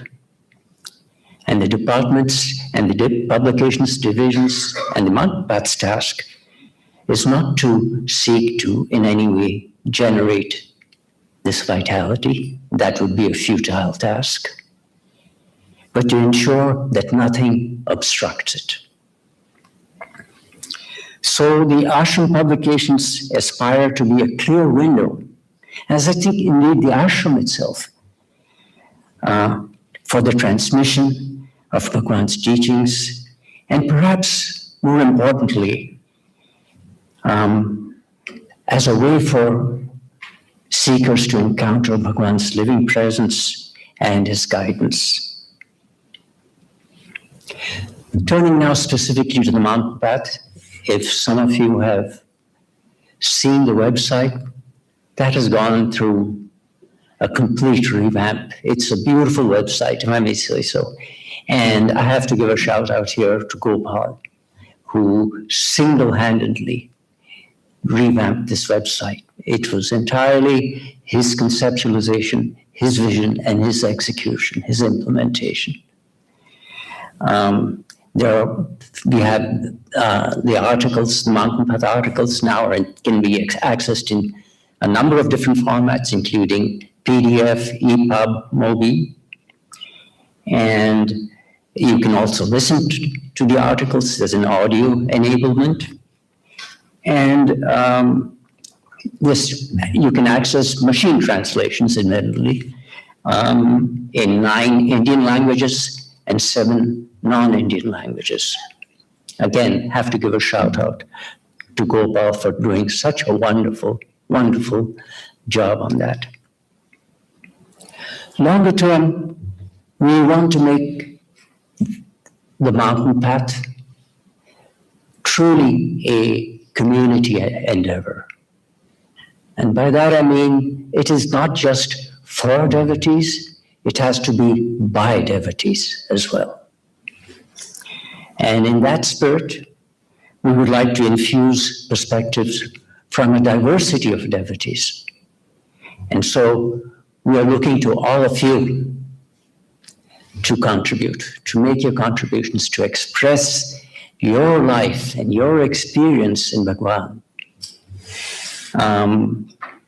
Because these are going to be the critical factor. This is what's going to make it a vital vehicle for sharing with devotees worldwide Bhagavan's living guidance and presence. There are certain areas where we think we have heard from devotees that articles are particularly welcome, and I'll articulate a few of them. This is clarifying aspects of self-inquiry, of Atma-vichara. Devotees' experiences or reminiscences emphasizing Bhagavan's continuing guidance. This I'd like to pause here for a minute because this is really important. Because it is a common misperception that because Bhagavan is no longer in the body, his living guiding presence is no longer there. And nothing could be further from the truth. And it is your witnessing of that, your testimony to that, which is going to reassure and make it alive. And another area of interest, I think, for devotees is Arunachala itself as a sacred presence and a support for sadhana.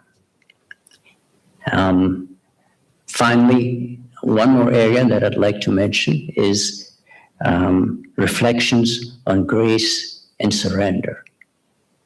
All of these are areas that would be immensely valuable for other devotees and for you to share them with other devotees. Om Namo Bhagavate Sri Ramanaya.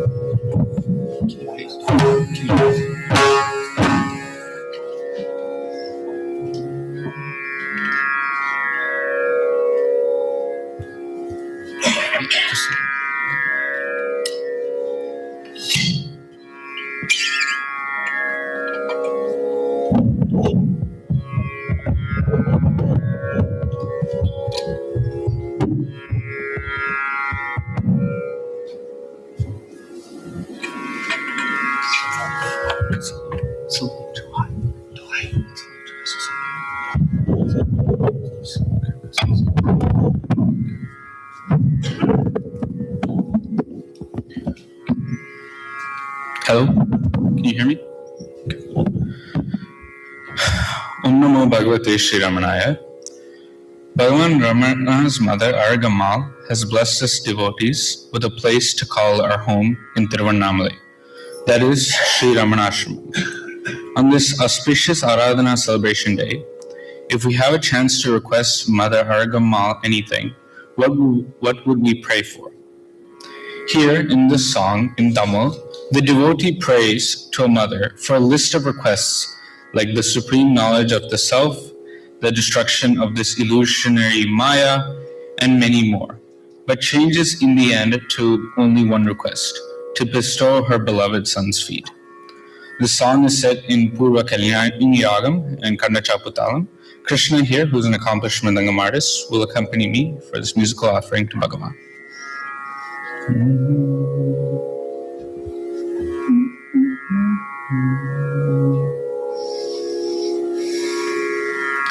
Ariyadagam,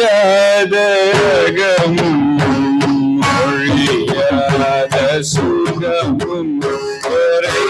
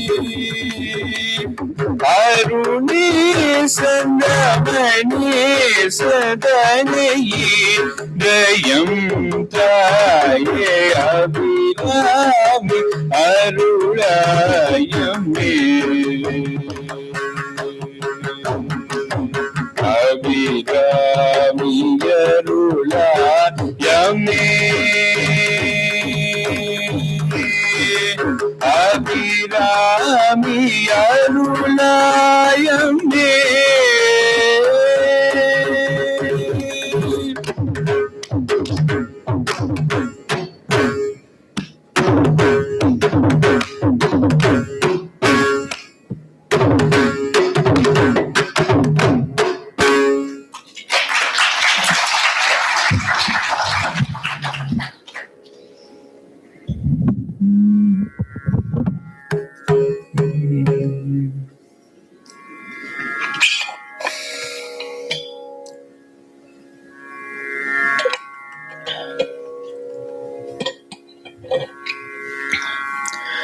How can a true blessing live forever? We can only wish for it, but it is only Bhagavan's grace that makes that happen. In our Sanatana traditions, the devotees in their blessed moment declares a strong desire for not only the blessing, but the Lord who grants that to live forever. Who else to pray other than Bhagavan, who is eternal and beyond time, to sustain the blessings for all to receive? In this final composition that I'm going to present, called Tirupalnande, in Raga Kalyani and Kanda Chaputalam, Sri Muruganar wishes, may Bhagavan, our Lord of Arunachala, live forever, who wears a kaupina, carries a stick, and water jug. May he who liberates us and bestows his feet live forever. This is a perfect wish to present on Bhagavan's Aradhana day to Bhagavan.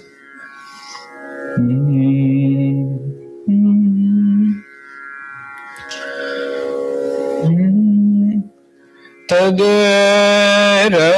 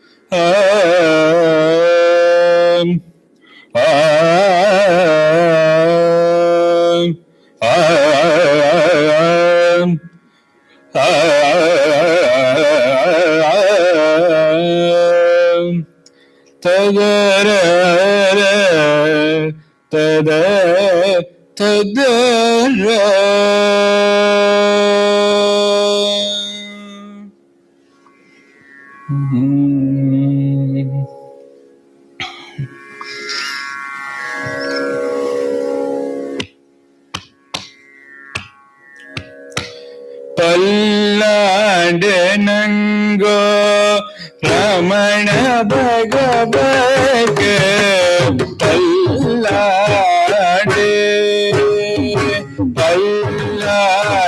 Pallandenango Ramana Bhagavake Pallande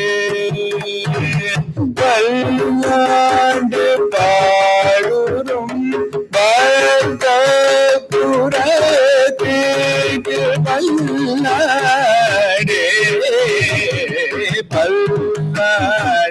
Nango Ramana Bhagavake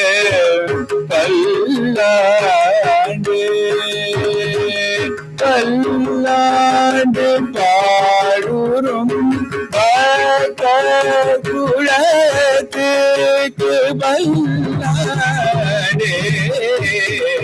Pallade Nango Ramana Bhagavake Pallade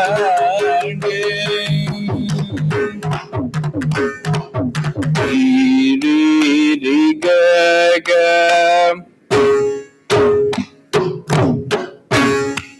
Pagama Papa Papa Marigamadani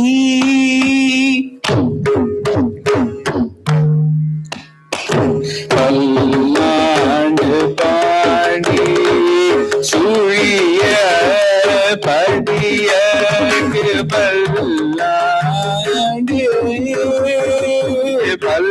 Pallande Nango Ramana Bhagavake Pallande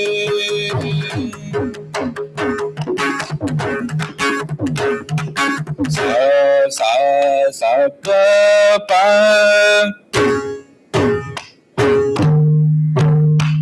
pamagari gamari re re sari ga pamara pa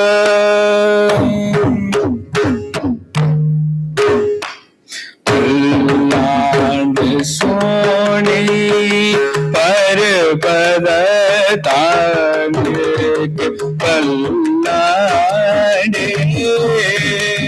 पल्लाड नंगो रमण भगवत पल्लाडे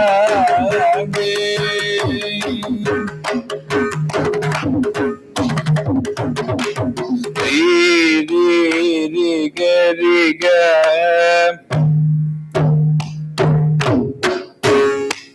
Riga ma pa pa ma pa ni da pa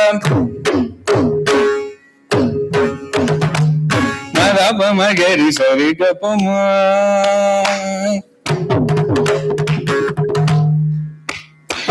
பல்லாண்டு கடியோ பழமுதல் வைப்பது பல்லாண்டு பல்லாண்டு நங்கோ ரமண பகவர்க்கு பல்லாண்டு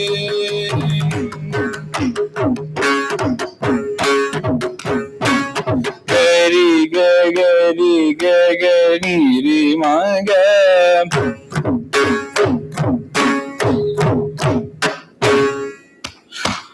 pama pada mala mama pa pa sari gari ga mama ga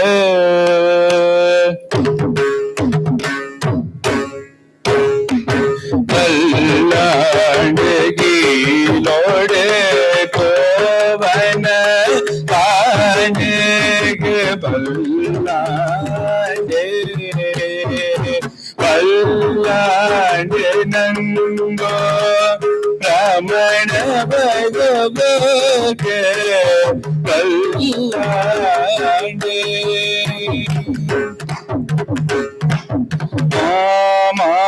ma pa pa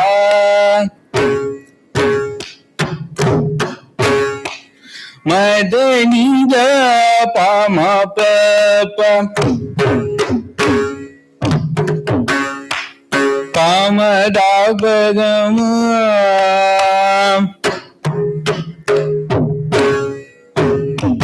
pallande danda kamandala tan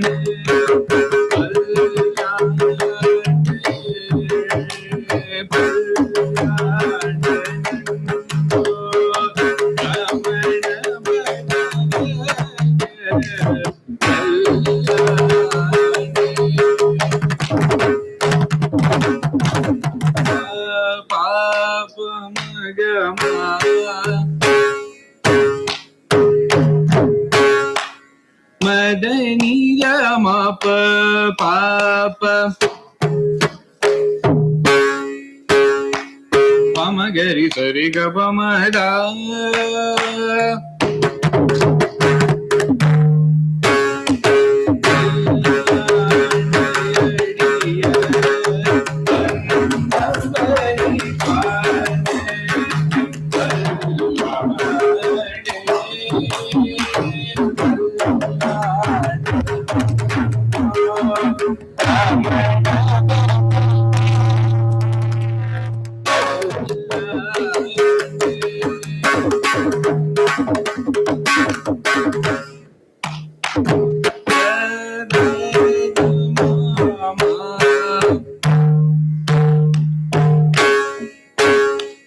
Padani sari sani da da da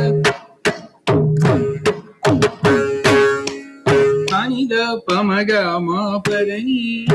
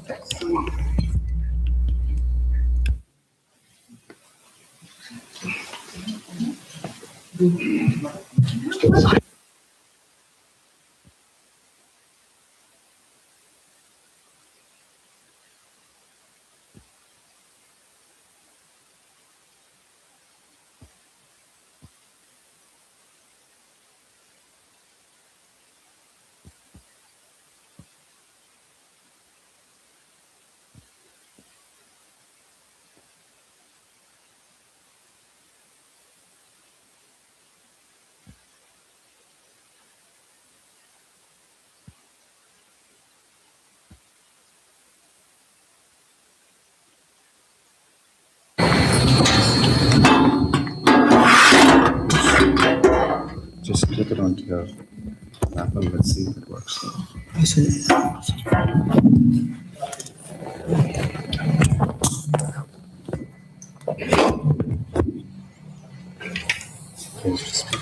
Hello.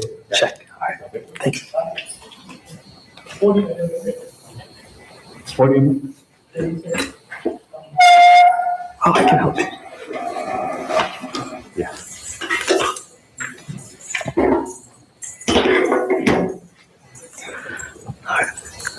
Om Namo Bhagavate Shiravana. Hi, everyone. My name is Dhruv, and as Sunita Auntie said, I'm going to the University of Michigan in Ann Arbor, and I'm an incoming freshman. Thank you so much to Sunita Auntie and everyone else for giving me the opportunity to speak here today. And I was really moved by Katie Vasencer's speech, and I'm really glad that I'm able to talk and give some of my opinions. So before I start, most importantly, I want to give thanks to my grandfather. Tata, who coincidentally is Nitya Auntie's cousin, took me to Tiruvannamalai when I was just 4 years old and was my first formal introduction to Bhagavan. My Tata passed away around 2 months ago, and no graduation speech for me would be complete without mentioning him and what an inspiration he was to me. I was introduced to Bhagavan around 4 years ago by my Mridangam teacher, Ganapati Singh. And I'm so grateful to have been given the opportunity to be introduced to Bhagavan at such an early age, even when at the time his teachings might not have fully dawned on me. When I started, my entire purpose was just to learn. It was to learn about his teachings, to learn about my culture, and to understand more about my own faith. And with Ganapati Sir, that is what we did. Through years, we went through so many deep talks, diving into the Upadesa Saram, all the shlokas of the Aksharamanamale, key shlokas of the Bhagavad Gita, and so much more. At the time, I wasn't really reflecting as much as I was absorbing information that deeply interested me, kind of like a child reading a novel. Over the years, however, I'm slowly coming to understand the true value of the teachings that have been essentially spoon-fed to me over my adolescent years. And I wanted to share a little bit of my experience about how these teachings have played a big role in my own life growing up as a teen in America. So in my life, and essentially the lives of all adolescents, we're constantly being bombarded with perspectives and information, whether that is not just on religion, but on all the things that we take part in. Whether that is friends indulging in experiences you might not want to, people talking on social media endlessly about different perspectives they may have, it leads to a huge influx of information into the minds of children. And on an internal level, I saw this overload me significantly as my mind became cluttered, jumping from idea to idea and filled with complete noise. This is where the teachings of Bhagavan come in. Ramana Maharishi's teachings have helped me so much in helping to tune out the noise and learn how to truly focus. The practice of Atma Vichara is such a powerful tool for training the mind to focus on a singularity. The repeated questioning of oneself, the repeated self-inquiry is such a useful tool to learn how to control the mind and control the noise that comes with this generation. Now, frankly, I'm still very, very early in my meditation journey, but I'm so grateful to have been given the tool set to learn how to conquer these troubles that will come later in life. And hopefully, through practice, I can come to do so.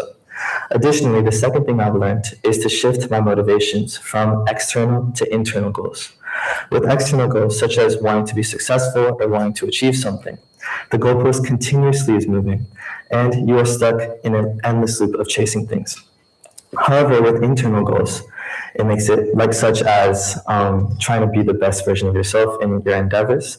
It makes it so much more achievable, but more importantly, it detaches the fruits of your actions from your life and hopefully can help quell one's individual desires.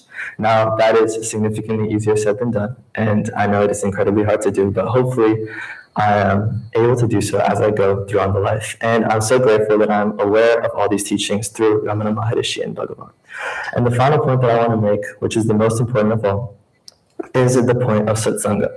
So in my high school, no matter what happened, every single week, I felt a lot of peace in the fact that I could go to Ganapati Sir at the end of the week and reconvene in a 2-hour talking session about Ramana Maharishi. And those satsangas every single week provided kind of a new opportunity for me to practice everything that I was doing, even if I fell short the previous time. And additionally, the Fremont satsangs have been such a blessing to me, and I feel so much peace every time I'm able to go. And thank you guys so much for accepting me with open arms every time I do come, even letting me sing or do stuff like that. So overall, I'm moving quite far, almost halfway across the country, and I'm definitely going to miss all these satsangs. And hopefully, I can stay in tune and come online and visit and stay in a spiritual path. Lastly, I want to thank both of my parents, my mom and my dad, for all of the help that you guys have given me in the constant advice or the constant, pretty much everything that you guys have done. But thank you guys so much, and thank you to Ganapati sir for all the help throughout the years, and Shashianti for again all the help. Thank you.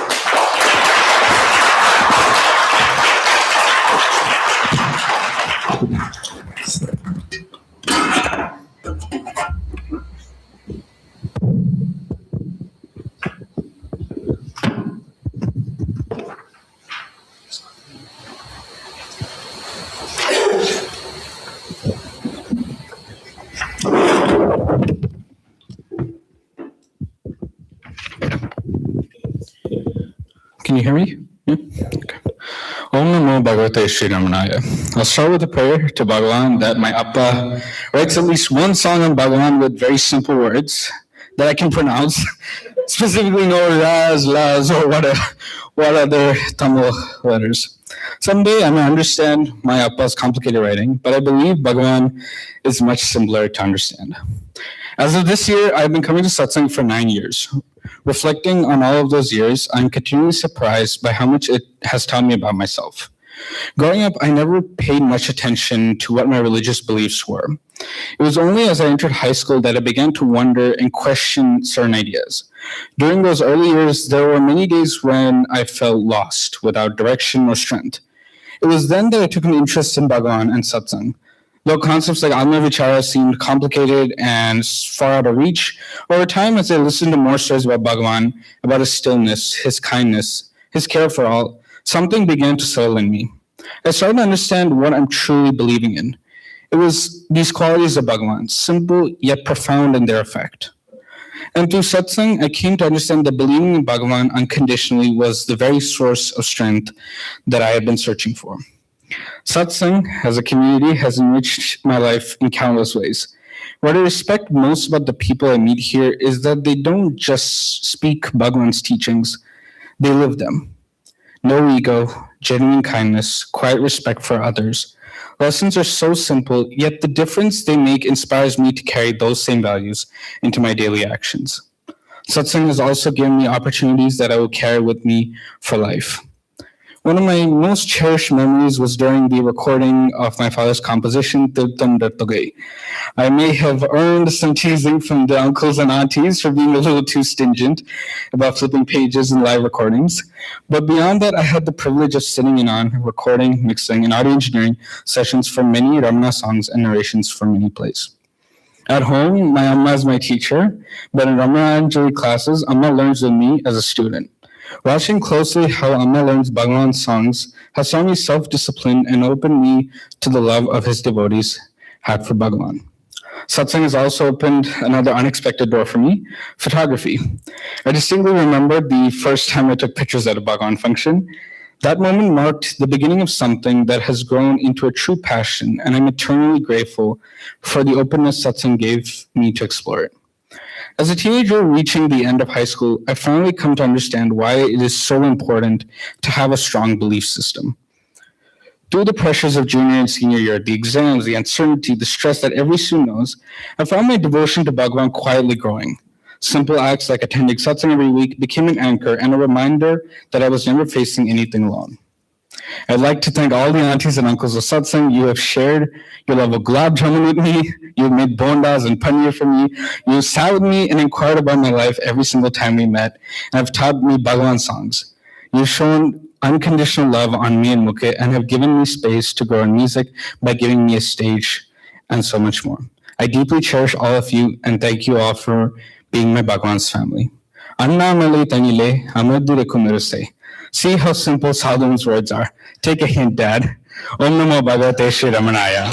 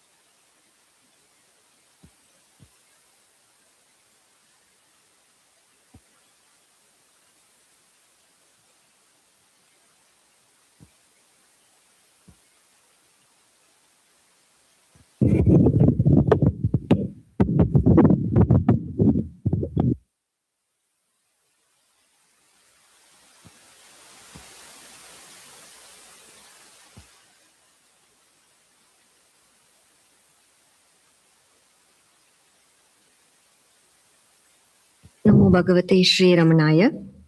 First of all, congratulations to the two youngsters.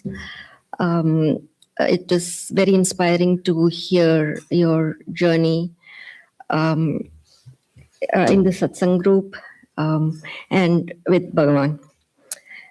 May Bhagavan's grace always be with you and all the other children and teenagers who attend the satsangs here and everywhere in the world.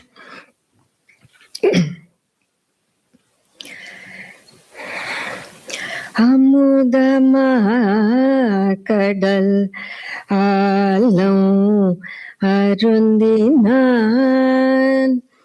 அமுதமா கடல் ஆலம் அருந்தினான் அமுதவந்தமிழ் ஆய்ந்த அறிவினான் அமுதவார் கழலாய்பவர் கண்ணிக்கும் அமுத நாம் என்னை ஆண்ட ரமணனே அமுத வார்கழலாய்பவர் அன்னிக்கும் அமுத நாம் என்னை ஆண்ட ரமணனே பெரிய பிறப்பிக்கும் பிரமனும் கரியமேனி கலந்தொளிர் கண்ணனும் எரியுமா மழையேந்திய ஈசனும் எரியுமா மழையேந்திய ஈசனும் துரியவார் சுயம் ஜோதி ரமணனே காணலாது கலங்கும் இருவரும் வேண்டவாவோடு வேண்டி துதித்திட சோணசைலம் ஜொல்லேத்திடும் தோன்றலான் சோணசைலம் ஜொல்லேத்திடு தோன்றலான் ஆனழகன்யன் ஆவி ரமணனே வந்தடைந்தவர் வல்வினை மாசரையந்த நேரமும் இன்னருள் செய்பவன் அந்தகார அவேச்சையவே தொழில் சுந்தரானன ஜோதி ரமணனே பாதமே தொழும் பக்திமையோர்களுக்கு ஏதமற்றிட இன்பம் அளிப்பவன் வேதமா முடிமீது விளங்கீசன் வேதமா முடிமீது விளங்கீசன் மோதனின் மல மூர்த்தி ரமணனே வேத மாமுடி மீது விளங்கீசன் மோதனின் மல மூர்த்தி ரமணனே சேயனன்பொடு சேவடி சேர்ந்திட தாயினோ மிக தன்னலை செய்பவன் நாயினோ அடையேனது நச்சுள்ளம் கோயிலா குடி கொண்ட ரமணனே நாயினோ கடையேனது நச்சுள்ளம் கோயிலா குடி konda Ramanane. Om Namo Bhagavate Sri Ramanaya.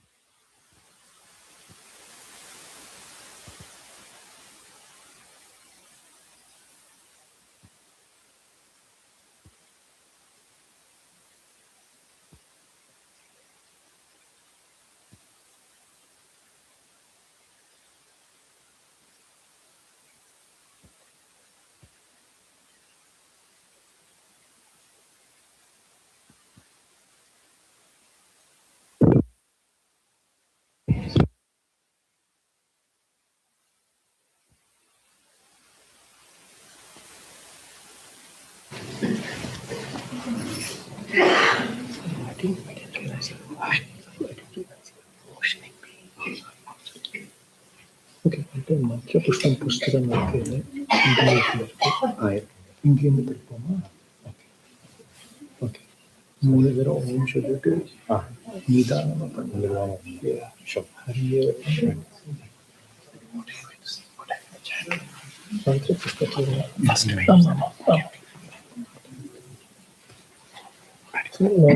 చదివితే పన్నారా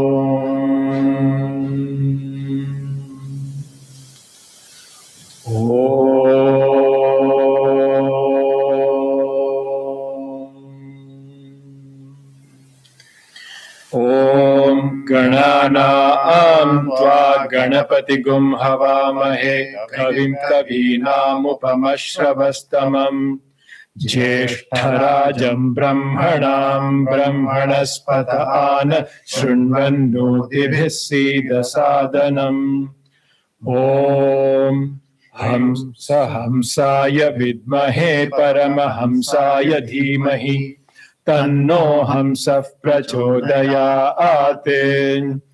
ॐ नमो हिरण्यबाहवे हिरण्यवर्णाय हिरण्यरूपाय हिरण्यपतये अम्बिकापतये उमापतये पशुपतये नमो नमः। ऋतगुं सत्यं परं ब्रह्म पुरुषं कृष्णपिङ्गलम् ऊर्ध्वरेतं विरूपाक्षं विश्वरूपाय वै नमो नमः। ईशानः सर्वविद्यानाम् ईश्वरः सर्वभूतानां ब्रह्माधिपतिर्ब्रह्मणोऽधिपतिर्ब्रह्मा शिवो मे अस्तु सदा शिवो। ॐ भूर्भुवः सुवः ॐ नमः शम्भवे च मयो भवे च नमः शङ्कराय च मयस्कराय च नमः शिवाय च शिवतराय च।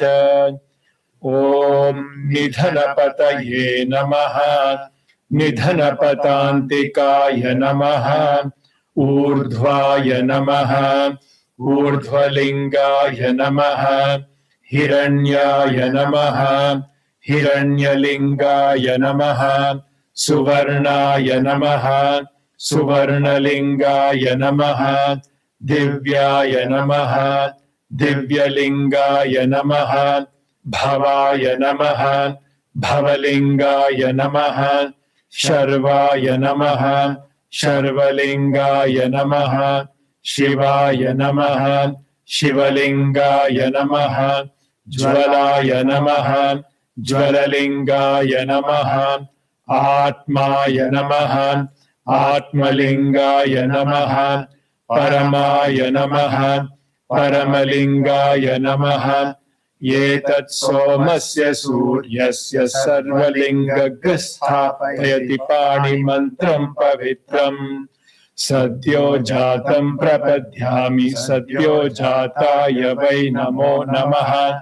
भवे भवे नाति भवे भवस्व मां भवोद्भवाय नमः वामदेवाय नमो ज्येष्ठाय नमः श्रेष्ठाय नमो रुद्राय नमः कालाय नमः कलविकरणाय नमो बलविकरणाय नमो बलाय नमो बलप्रमथनाय नमः सर्वभूतदमनाय नमो मनोन्मनाय नमः अघोरेभ्यो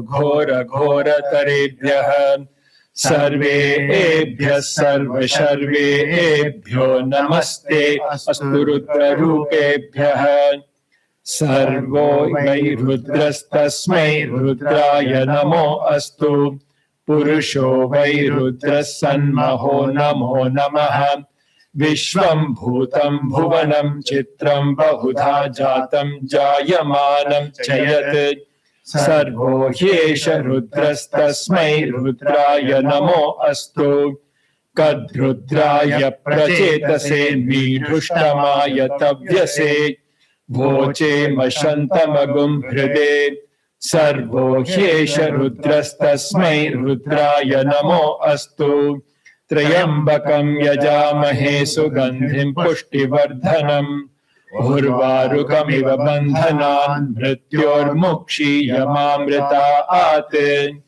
ये ते सहस्रमयुतं पाशा मृत्योर्मर्त्याय हन्तवे तान् यज्ञस्य मायया सर्वानवयजामहे मृत्यवे स्वाहा मृत्यवे स्वाहा ॐ नमो भगवते रुद्राय विष्णवे मृत्युर्मे पाहि ॐ तत्पुरुषाय विद्महे महादेवाय धीमहि तन्नो रुद्रः प्रचोदयात् ॐ नमस्ते अस्तु भगवन् विश्वेश्वराय महादेवाय त्र्यम्बकाय त्रिपुरान्तकाय त्रिकाग्निकालाय कालाग्निरुद्राय नीलकण्ठाय मृत्युञ्जयाय सर्वेश्वराय सदाशिवाय श्रीमन्महादेवाय नमः ॐ शञ्च मे मयश्च मे प्रियं च मेऽनुकामश्च मे कामश्च मे सौमनसश्च मे भद्रं च मे श्रेयश्च मे वस्यश्च मे यशश्च मे भगश्च मे द्रविणं च मे यन्ता च मे धर्ता च मे क्षेमश्च मे हृदिश्च मे विश्वं च मे महश्च मे संविच्च मे ज्ञात्रं च मे सूश्च मे प्रसूश्च मे सीरं च मे अयश्च मृतं च मे मृतं च मे यक्ष्मं च मे नामयच्च मे जीवातुश्च मे दीर्घायुत्वं च मे नमित्रं च मे भयं च मे सुगं च मे शयनं च मे सुषा च मे सुदिनं च मे सदा शिवोम् ॐ शान्ति शान्ति शान्तिः न कर्मणा न प्रजया धनेन त्यागेनैके अमृतत्वमानशुः परेण नाकं निहितं गुहायां विभ्राजते यद्यतयो विशन्ति वेदान्त विज्ञान सुनिश्चितार्थाः संन्यासयोगाद्यतयः शुद्धसत्त्वाः ते ब्रह्मलोके तु परान्तकाले परामृतात् परिमुच्यन्ति सर्वे दख्रं विपापं परमेश्वभूतं यत्पुण्डरीकं पुरमध्य संयस्तम् तत्रापि दख्रं गगनं विशोकस्तस्मिन् यदन्तस्तदुपासितव्यम् यो वेदादौ स्वरप्रोक्तो वेदान्ते च प्रतिष्ठितः तस्य प्रकृतिहीनस्य यः परः स महेश्वरः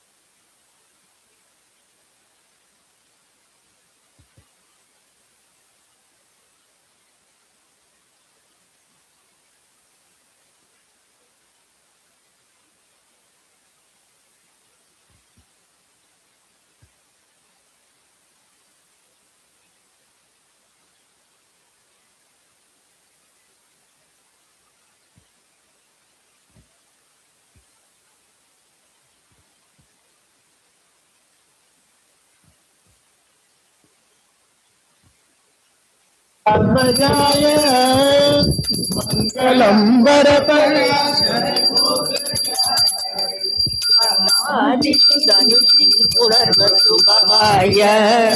जय मङ्गलं नित्य शुभमङ्गलम् सर्वशक्तिरूपाय सर्वसमभावाय सर्वलोकैकहितसाधकाय साधु सद्गुरुवर्य रमणाय भगवते पादसेवक राम भावनाय जय मङ्गलं नित्य शुभमङ्गलम् जय मङ्गलं नित्य शुभमङ्गलम् जय मङ्गलं नित्य शुभमङ्गलम् வாழ்க ஸ்வயம் பிரகாசம் வாழ்க வாழ்கவே சூழ்க சுத்தாத்ம சக்தி சூழ சூழவே வாழ்க ஸ்வயம் பிரகாசம் வாழ்க வாழ்கவே சூழ்க சுத்தாத்ம சக்தி சூழ சூழவே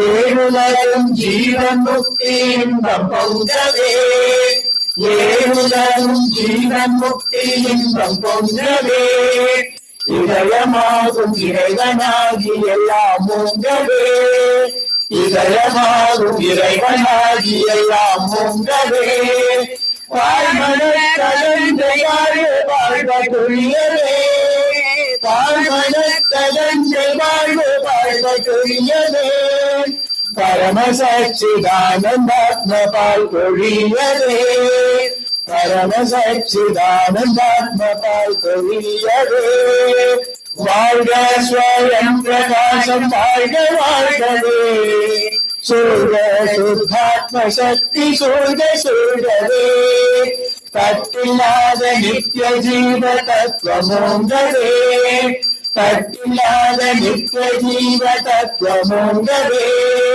தன்மயத்து சின்மயம் தழைத்திலங்கவே தன்மயத்து சின்மயம் தழைத்திலங்கவே ஏகதிக்கும் ஹம்ச சோஹமிகவே ஏகதிக்கும் ஹம்ச சோஹமிகவே எல்லாம் பிரம்மம் என்னும் உண்மையை வகிக்கவே எல்லாம் பிரம்மம் என்னும் உண்மையை வகிக்கவே வாழ்க ஸ்வயம் பிரகாசம் வாழ்க வாழ்கவே சூழ்க சுத்தாத்ம சக்தி சூழ்க சூழ்கவே சூழ்க சூழ்கவே சூழ்க சூழ்கவே. So that concludes the program, but please continue to come forward and offer Aarti. So give us about 5 minutes to get the food ready, and please don't leave without having food. Thank you.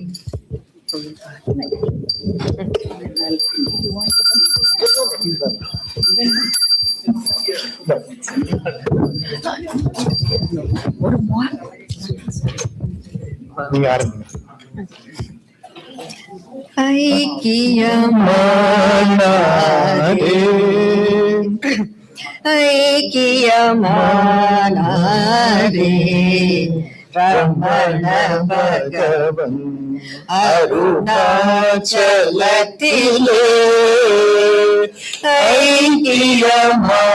ஐக்கியமானாரே Ramana பகவன் அருணாச்சலத்திலே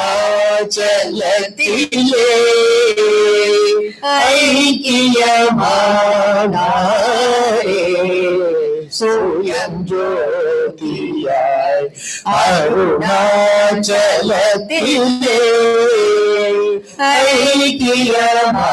ஐக்கியமானாரே சுயம் ஜோதியாய் அருணாச்சலத்திலே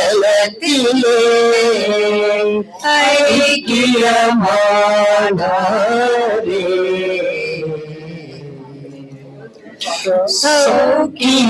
சௌக்கியமாயிய சஹஜ நிலையினிலே சௌக்கியமாயிய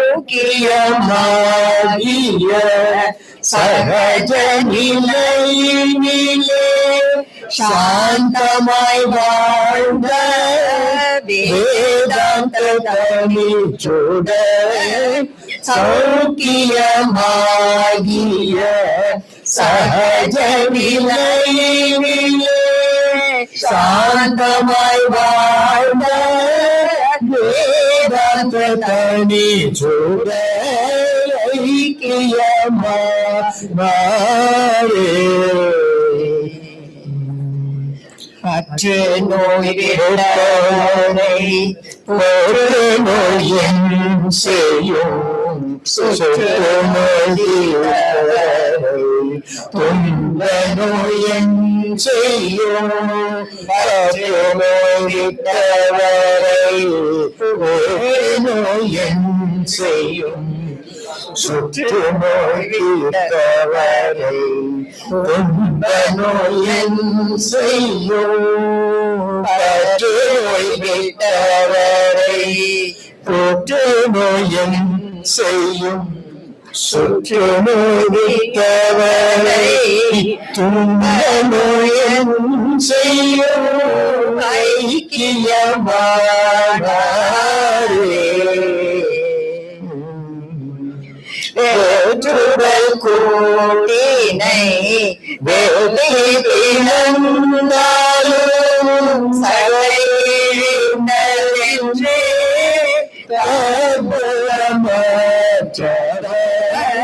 வேற்றுடல் கூட்டினை வேலை பிளந்தாலும் சகையினரென்றே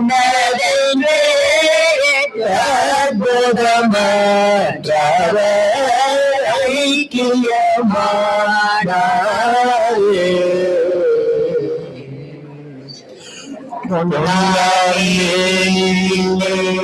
பொன்னிடம் சிந்தும் உடலை சிவ போதிலே மறந்தே